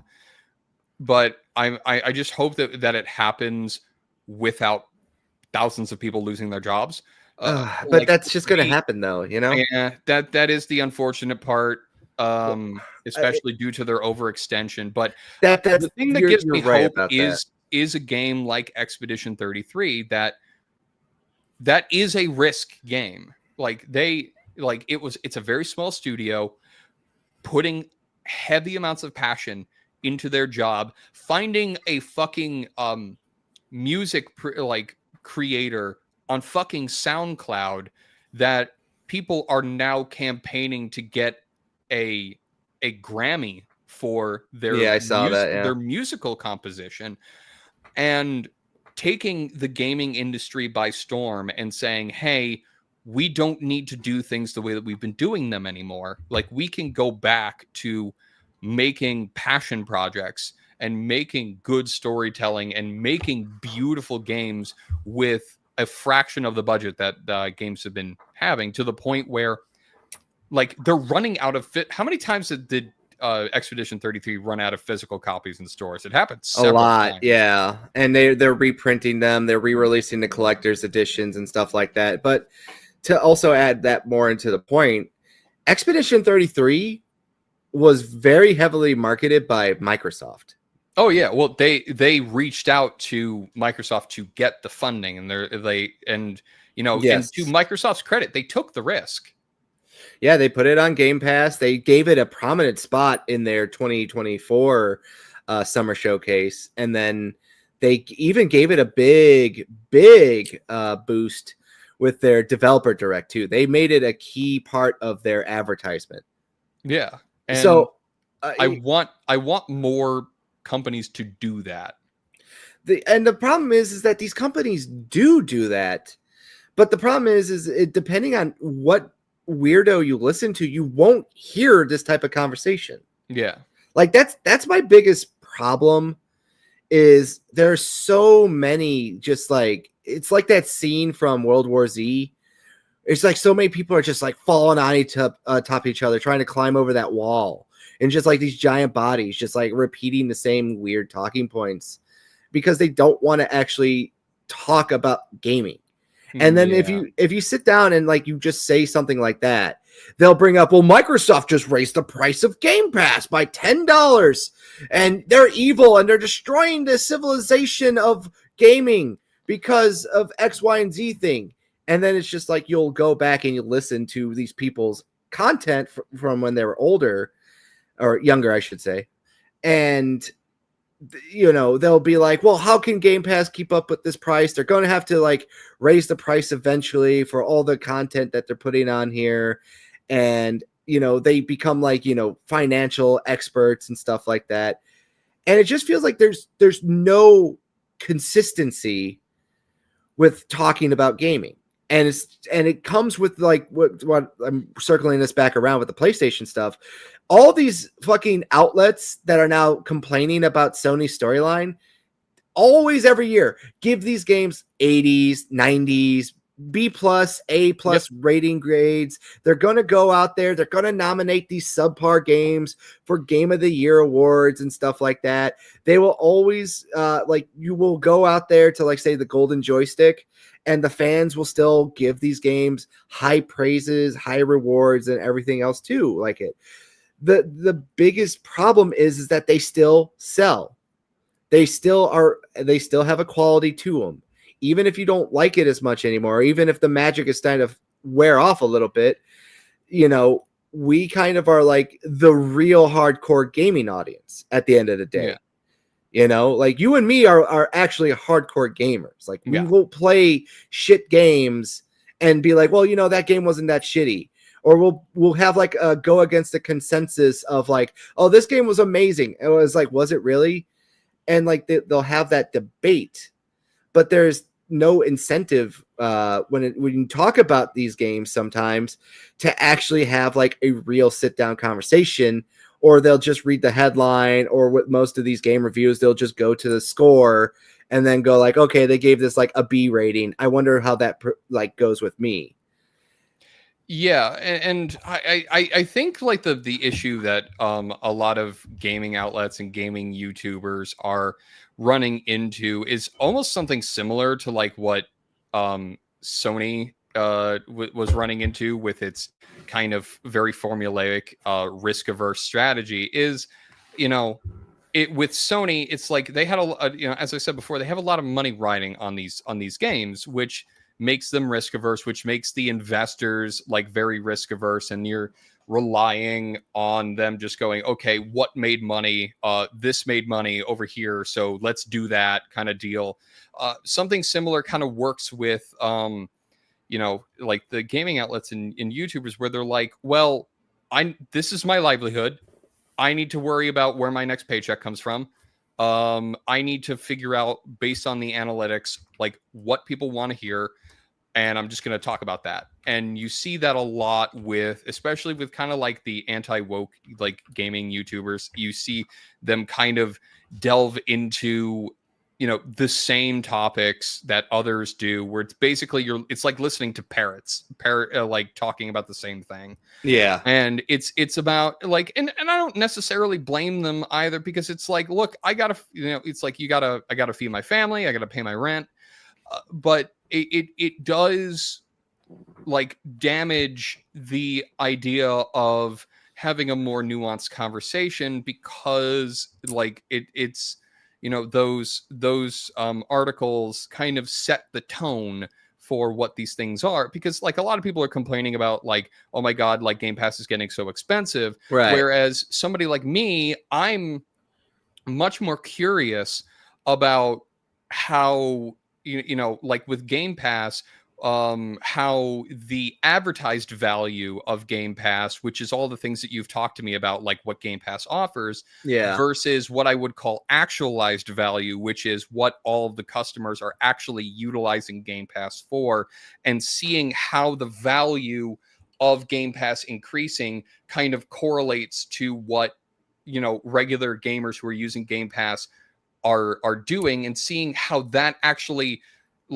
how people are making value judgment arguments based on what they are actually using it for, not just going, oh, price hike bad kind of deal. Because that's true, as you said, like we're not just like the hardcore gaming artists, we're like the minority within the minority, because like the hardcore gamers are usually like the people who are like buying like as many games as they can like on day one and playing them, versus like the casual gamers who buy like what I would say like 3 to 5 games a year, probably at the most, if we're being generous. And then there's people like you and me who are buying games from 30 years ago. Yeah, we're the pigs. That's what we are. Yeah, we're absolute fucking trash. Exactly.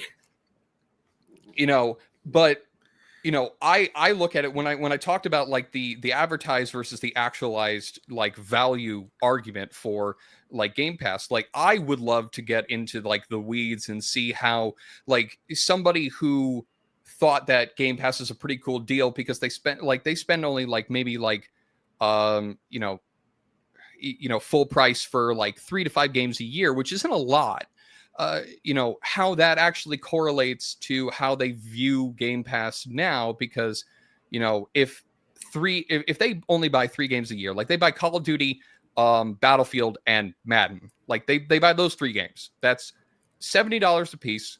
That's $210 roughly. And like before and after taxes, whatever. But with Game Pass now being $30 a month, that's $360 a year. Right. Does it's like from like a value determination, like that's a $150 increase.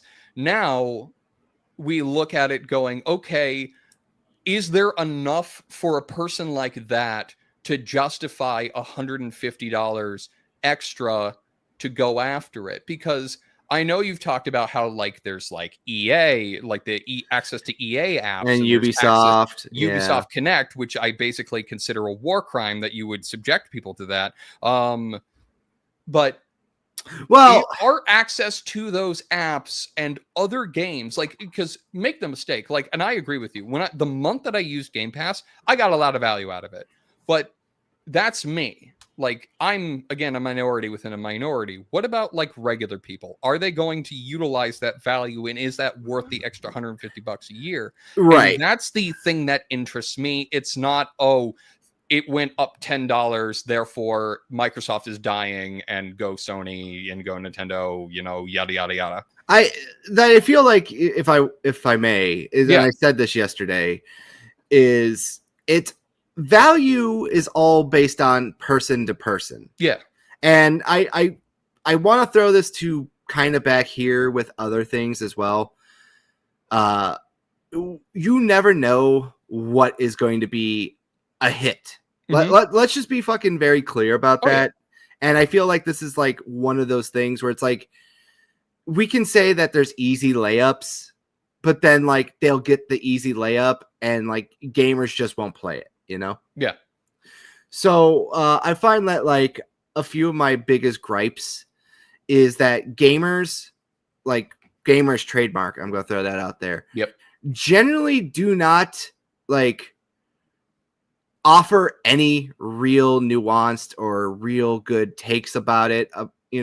Like when I look at some of these like quote unquote YouTubers that are like the ones for gaming YouTubing, the article slot videos. Yeah, the slot pushers. It's like none of them actually say anything like go out and play these games. Like they don't recommend a list of games or something like that. And magically, every time they do, it's always a safe pick and super popular. Have you ever noticed that?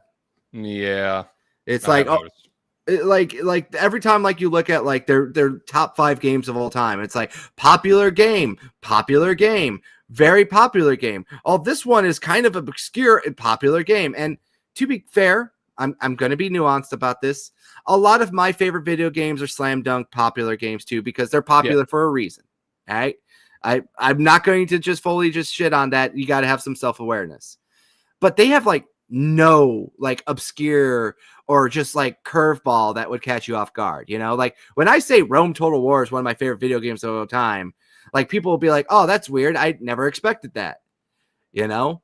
But then it's like, you look at all these lists, it's just like chalk. It's just chalk. It's like safe, you know? Oh, did you know I like Chrono Trigger? I'm like, no, tell me more. It's like when Squidward's like, oh, being bold and daring today. Are we?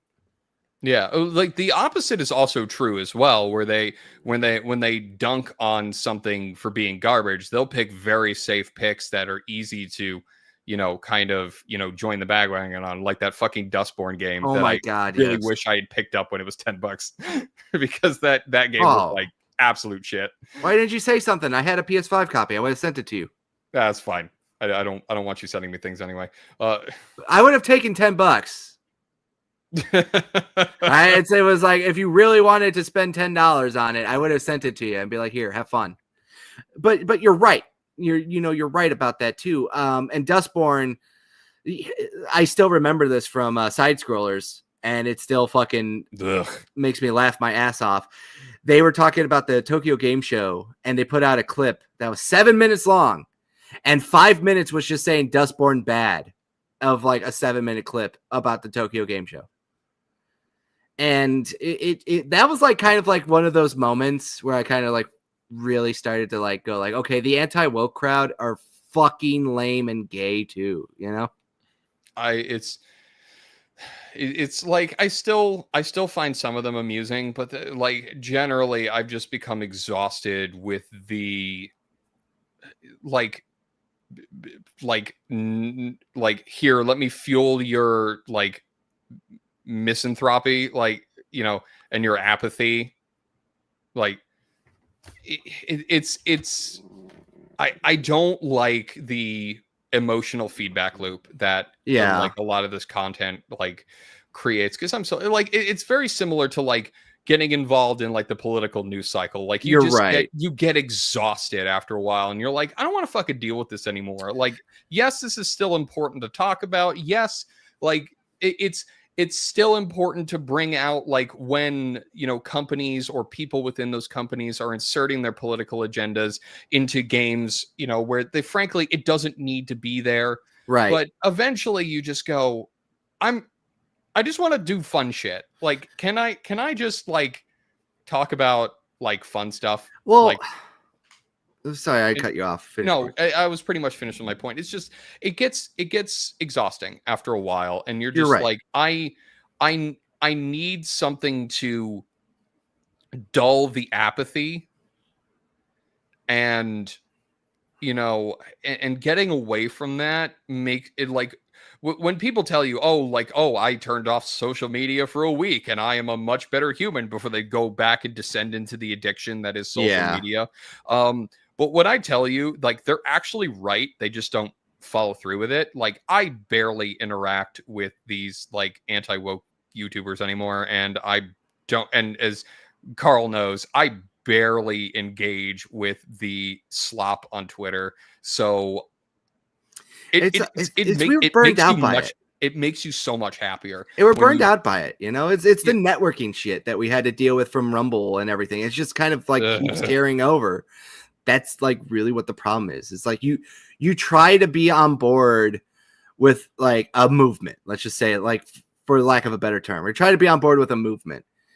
And then you just realize the movement is ran by, you know, monkeys fucking coconuts. All right. That's really what it comes down to. And that I stole that joke. That's a Dane Cook joke to throw it out there. But One of the few Dane Cook jokes that landed. yeah. But you know, just to go with it there too, is that we've seen these people. A lot of them are very fake behind the scenes. They don't believe in anything that they say, or they are very open that they're just grifters. You know, I'm using the term correctly because they just go out there and say, I can't wait for this to come out so I can make money off of it, and just shit on it. And, you know, they are just as much charlatans to a movement as like the people who go out there and want to ram their other leftist political agenda into everything. And it is like this constant cycle for me, which I have like an issue, is I remember arguments that were made like, you know, 5, 6, 7, 8, 9, 10 years ago, some of them by some of these same people that are still out in front. And they keep ping-ponging. They don't stay consistent. You know, one year, China bad, everything China does bad, don't buy it. And then the following year, China base, China awesome, China number one, you know? It's like, I just wish there was like, there's a difference between being wrong and changing your opinion. And then there's just, I just need to push out whatever talking point that is every day. And it doesn't matter how accurate it is. It just matters how much I put like laser eyes and big scary words in my thumbnail. And I feel like for me is like with Starfield, like it was very clear a lot of these people did not play Starfield. And they also had like a lot of people frame an argument with them, you know? And I feel like it's such a disservice to form an opinion like so detailed and in depth on something that you've put 0 hours into and just watched a 30-second clip on YouTube that was taken out of context, you know? Yeah, and that's why it's pretty important to kind of like just be the solution to the problem that you see. Right. Because you know, how many times have I like heard people whine about all of this, and then they kind of just want to be like the toddler that like shits his pants in the sandbox and breaks everybody's toys, because if they can't have things their way, they'd rather it just, you know, they'd rather just break everything in sight, right? And not, you know, not allow people to engage with things as the way they want, unless it's the way they want to, and that Right. goes with both sides. Mm-hmm. You're right. You know, but it's just overall it's so exhausting, because it just, you know, it's pretty easy to like have these kind of conversations, like, you know, how it kind of used to be in the olden days of how like things like this started, where it was like talking about games was fun. And now it kind of feels like, you know, kind of like how like the nightly news kind of feels like, where it's like, oh, this sells, like, let's go with this. And they kind of just focus on, oh, like what the algorithm wants. And I'm like, I understand that from a business perspective, but I feel like it hurts the conversation. And it does. People like it, if you want people to stop doing this, you kind of have to kind of put your foot forward and actually be a solution to the And- problem and and that- offer like alternatives, which is why I appreciate that you continue to, to do this. I'm trying. Like, I really am trying. You know, I do struggle. Like, I would say with how can I say this properly? The real world can get to me, you know, and It does. I'm just that type of person because I actually care, you know. Yeah. And I'm not trying to say like I'm fucking holier than thou and I'm the better than Mother Teresa or something like that. But generally speaking, I like talking about video games with people. I like talking about sports with people. I like talking to people in general. I may come across as an asshole, but I'm also I am an asshole. I fully admit it, but I generally think I'm also one of the like most open, honest, and easy people to talk to, and I can get along with anyone, you know? As long as you're not on Twitter anyway. Even if like even still, like even on Twitter, if you don't come at me or like with a hostile attitude or or if I don't like think that your opinion's stupid, I talk to people. Like even people I disagree with. There's people that follow me on Twitter that vehemently have disagreed with me, but I'm still cool with and I've talked to them, you know, like in a friendly way because they're not like evil people. I don't think a lot of these people are evil. Like I just think that they have a difference of opinion with me and just some people can take it and some people cannot, you know? And I mean, hell, we've disagreed with each other on this very fucking show. Like, exactly.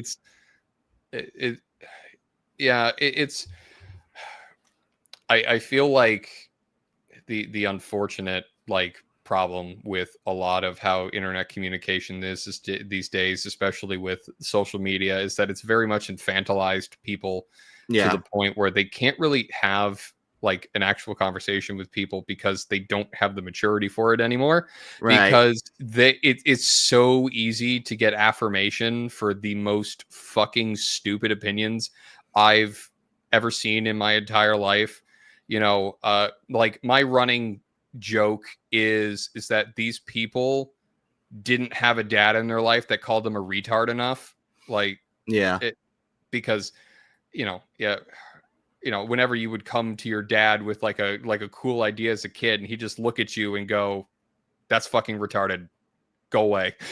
And you're like, oh shit, that is retarded. Yeah. And like learning and growing and having those kind of conversations, it helps. But the problem is that with social media and like the affirmation,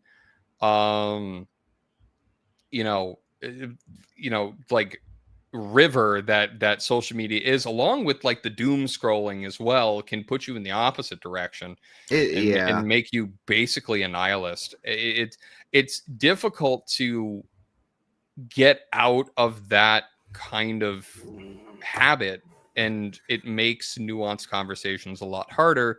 And unfortunately, things on YouTube, it's like, especially with like the short content now, it's basically brain rot. Well, if I may speak just for myself here, it's like, last month there was a lot of political upheaval and stuff in this country. And you just see like the worst of people sometimes. Mm-hmm. And genuine demon people, like generally mean stuff, like a reminder that like video games are not that serious, bro. Yeah. And like I canceled Ghost of Yotei because of the actions of more than just one dev at that studio of Sucker Punch, which is fucking embarrassing. And like I said, I bought the PS5 limited edition plates, I bought the controller, I bought the game. I was hyped, like I was excited for this game and everything, and I saw that and I'm just like, well, fuck you.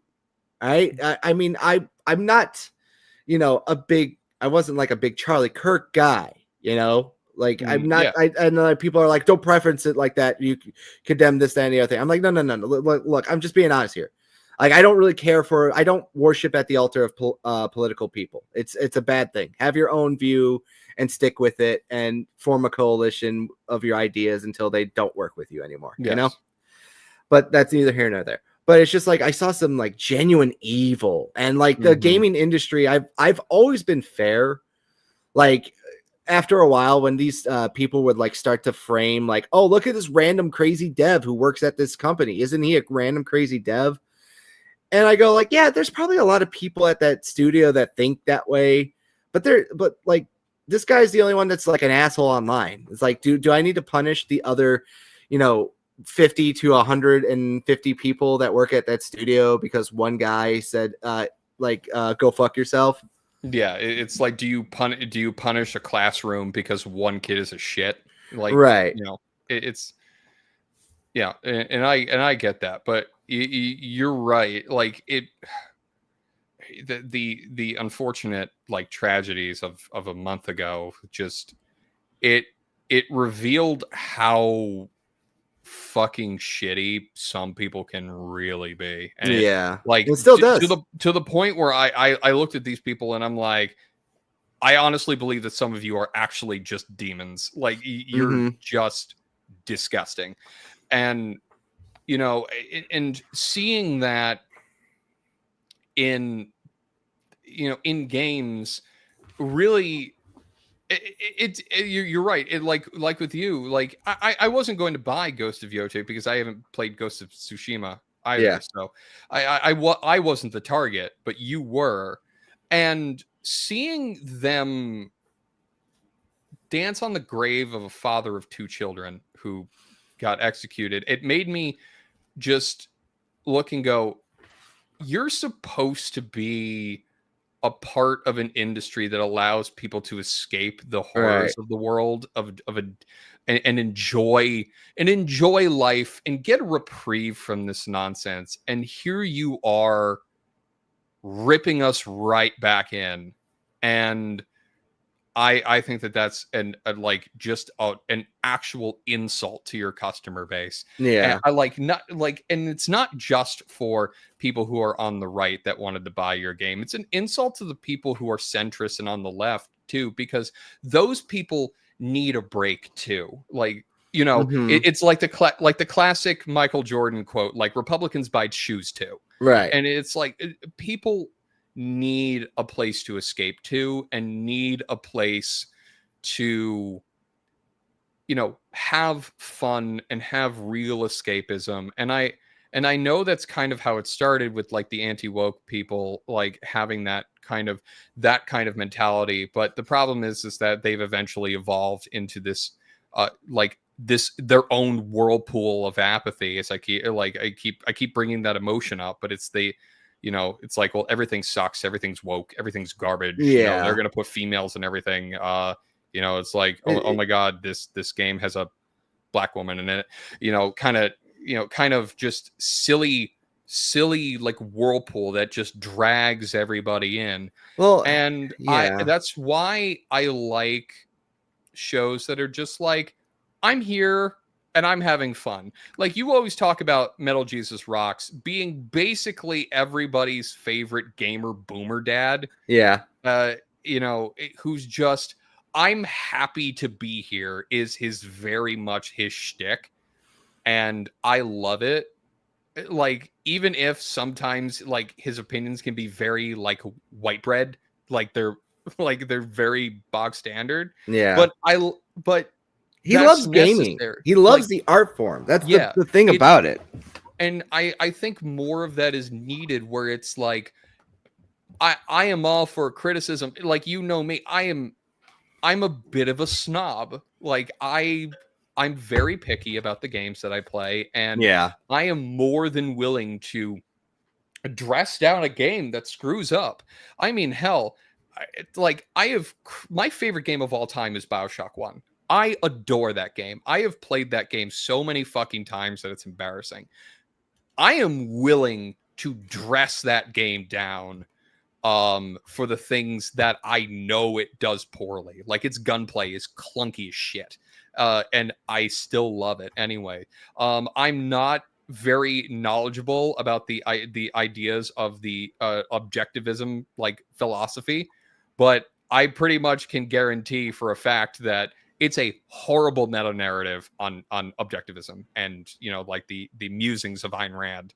Like, it's pretty shit at that. But what it is fantastic at are like other like philosophical arguments that you can have, and gaming can do that if it's done done correctly, and it can have those fantastic like narratives where people can really explore things and have new ideas. And then there's also room for just fun, stupid shit like the SpongeBob game that we looked at earlier. Like, that just looked like dumb fun, and it's fantastic for that. And then you have the sim games like the racing sims and the sports sims, and you just like I just want people to enjoy things again, and I don't really see that anymore in the mainstream. Like, everyone's just whining about like things like the Rings of Power, whining about like more Marvel slop, and worrying about the next woke game, or how many things like how many women space marines are they going to shove in next in 40K. Yeah. And Yeah, I know.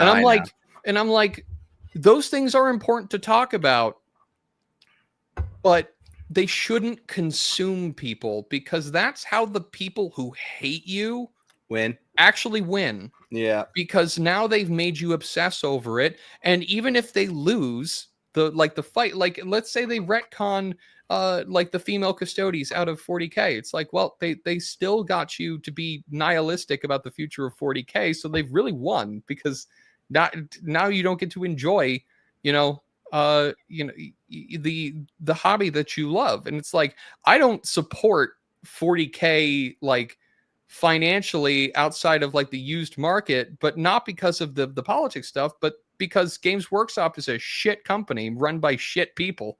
And it's like it's like I don't hate you guys because you're woke. I hate you guys because you suck. Right. Yeah, exactly.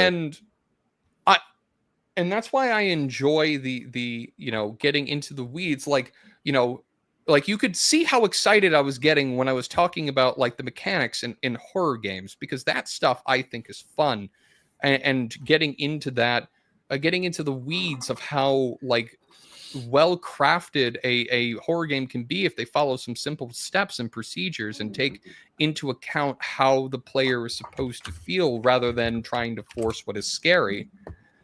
And like I think that's like where things can be productively done, as opposed to just focusing on the bad and focusing on negative things. Right. You're very true. And I feel like that's a good way to kind of end this, because it's almost midnight. And it's almost 1 a.m. for me. Yeah. So I feel like this was a fun show, man. I do appreciate you coming on, and I really hope you keep coming on and doing more of these, because I generally do feel like you're one of the only people I can talk video games with that's on at least my same time schedule. Because, like my last thought, like things here is like, I got really depressed for a while, and I almost wanted to just like quit this. Yeah. And, there are people like you, people like AC, people like Maza from the Gronkin Games, who like hit me up and like talked to me about stuff, and just to check in on me. Like it helped pull me out of it. But what really pulled me out of my depression was watching the RGG Summit and those poor translators struggle to live translate. I couldn't do it. Like you gave it to me, and I'm just like, this is bad. Like, no, it was so bad. I was dying laughing. Like I'm not even joking. Like me and AC were just like throwing one-liners out there. I was like, this is the equivalent of watching an old school Godzilla dub.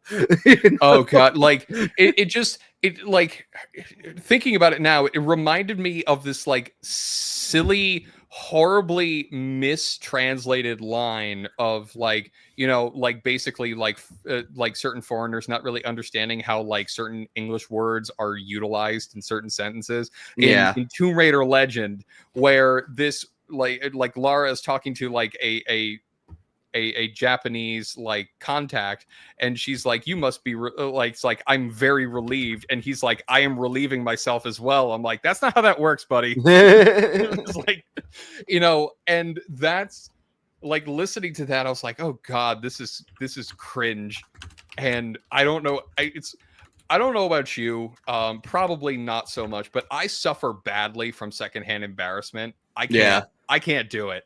Like if I'm watching something cringe, I can't do it for very long. I don't know how some people do it because it's just I get embarrassed for people. I feel like for me, as you probably know from the Blackhawks game that we went to, I think you know that I am pretty good at just throwing out the one-liners, as I would say. Yeah. It's you and I have a very different method of enjoying things. I Yeah. am very quiet. You're very quiet. When I'm enjoying hockey, I kind of get into like the sport, and then you're just screaming out, "What time is it?" No, how much time is left? All right, and everyone loves that. You're just a hater. I will admit, everyone was having fun, and I'm just sitting there. I'm like, "Oh God." Like, well, it confused you. That was the best part. I would like because I had never done like I you got to remember like the vast majority of my hockey viewing experience is from Madison Square Garden as a Rangers fan, and the most like unique experiences was having like really shit-faced dudes like screaming about like Keith Yandel like being a colossal fuck up on the Rangers, just screaming out, "Don't worry, guys, Yandel's got it." It like so that kind of like behavior and banter was a new one for me. I was amused, but I was not expecting that. Yeah, having fun at a game. What? Shut up. I enjoyed myself. I enjoy things differently. I know you do, but like, yeah, that's what it is. It's was basically just like I don't take pleasure in other people's pain, but I know how to make it more fun and enjoyable at the same time, I would say. Because it was just like, man, I was like, man, this is like the same energy of like a public access show, you know? Yeah. You know, and it's fine. I'm like, because at the end of the day, like that stuff is like those people are gonna be fine. You know, they're not gonna die after this. At least I hope not. But it was funny. Like you could take something, and I felt better. You know, like right after that, my mood improved. Yeah. And I don't want to say I took pleasure in their pain, but it's just like sometimes it's like to get out of a funk, you just need to have fun, you know? Yeah, it's like you needed time and you needed something to do, and and I'm happy you got out of that because I think it would have been a shame to let these fucking absolute goblins like ruin something that you've been enjoying for like the past couple of years. Yeah, exactly. And I don't like letting evil people like that get the pleasure of ruining things for other people because that is what they live for, because misery loves company, and they are just at the end of the day miserable people who have no direction or purpose in life. And exactly like they need to come to Jesus, like literally, because they're just awful people, and like I'm sure as fuck not going to be able to help them. Like they're too far gone. Right. And again, like the best counter for those people, as you said, it's like it's having fun. It's doing things that you enjoy because it puts you in a better mindset to tackle other things and tackle bigger problems, because you have a soft landing space for that. And I just don't want to see people kind of fall back into that like pit, because it's not a fun place to go. And once you get in there, it's hard to get out. And, and that's why I want like games to be better. And I want like more accessible games for just people in general. And that's why I like all of the things that are happening with like interesting like new handheld computers and new opportunities for people to like play games with new ports and new a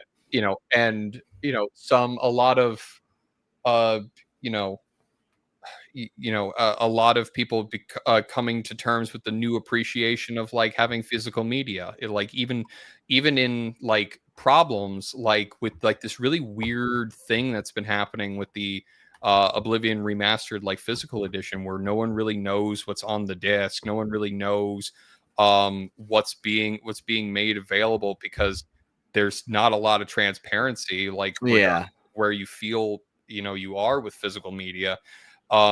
See, like getting the positive of people are starting to care about that part of gaming preservation, because it's not the whole, it's merely a part. But seeing like something positive come out of it is really nice. Just as you saw, apparently I think one of the higher ups on the Lollipop Chainsaw Repop remaster has said that he's found like like, at least I saw from a tweet, that he's found a new appreciation for physical media because of the success of that game. Yeah. Was important for people like me because, one, I'm a collector, and two, like Lollipop, like getting Lollipop Chainsaw through the Repop was the way for me to get it. I still haven't beaten it, but like having easy access to that game was a boon for me. Right. As somebody who's wanted to play that game, because it looked like dumb, stupid fun. Yeah. Which is, it seems to be Suda51's like whole shtick. Right. Because I still remember playing Shadows of the Dams, despite the fact that I'm not a big fan of that game. They get to have dumb, stupid fun where he just screams, "Taste my big boner," and shoots a giant gun from his crotch like a fucking idiot. People just get to enjoy silly things. I feel like to kind of land this plane, as we would say, there's always a great thing to always remember from our favorite TV show. No! Watch where you walking, bitch! What did you... Wait a minute. I'm white. Just remember that in life. Why? Oh my god, I love that show so much. Okay. I just wanted to do that. It just made me This think is a about perfect opportunity to throw your life away. This is a perfect opportunity to throw your life away. just always remember that there you can take some really good lessons from the macabre, as they would say, and just have some fun. But with that being said, I think that's a fun way to just end this way. JM, like I said, thank you for coming on. Everyone, thank you for stopping by. If you made it this far, like I said, please leave a like and some comments. Let me know what you think about my new microphone, if I sound better, which I hope I do. And just let me know down in the comments, like what video games interest you. What do you have any more to add to these conversations, news stories, and, video game pickups? If there's any games that you think I should look into or something going forward. I'm going to try to make this a weekly Friday show and try to get, if JM isn't available, try to get more people on too. But yeah, with that being said, everyone have a good weekend. We are working on a few videos right now in the chamber again. Hopefully, knock on wood, they don't die on the vine. So keep an eye out later this week. We will be posting some more short form content as well. Everyone have a good night and peace out.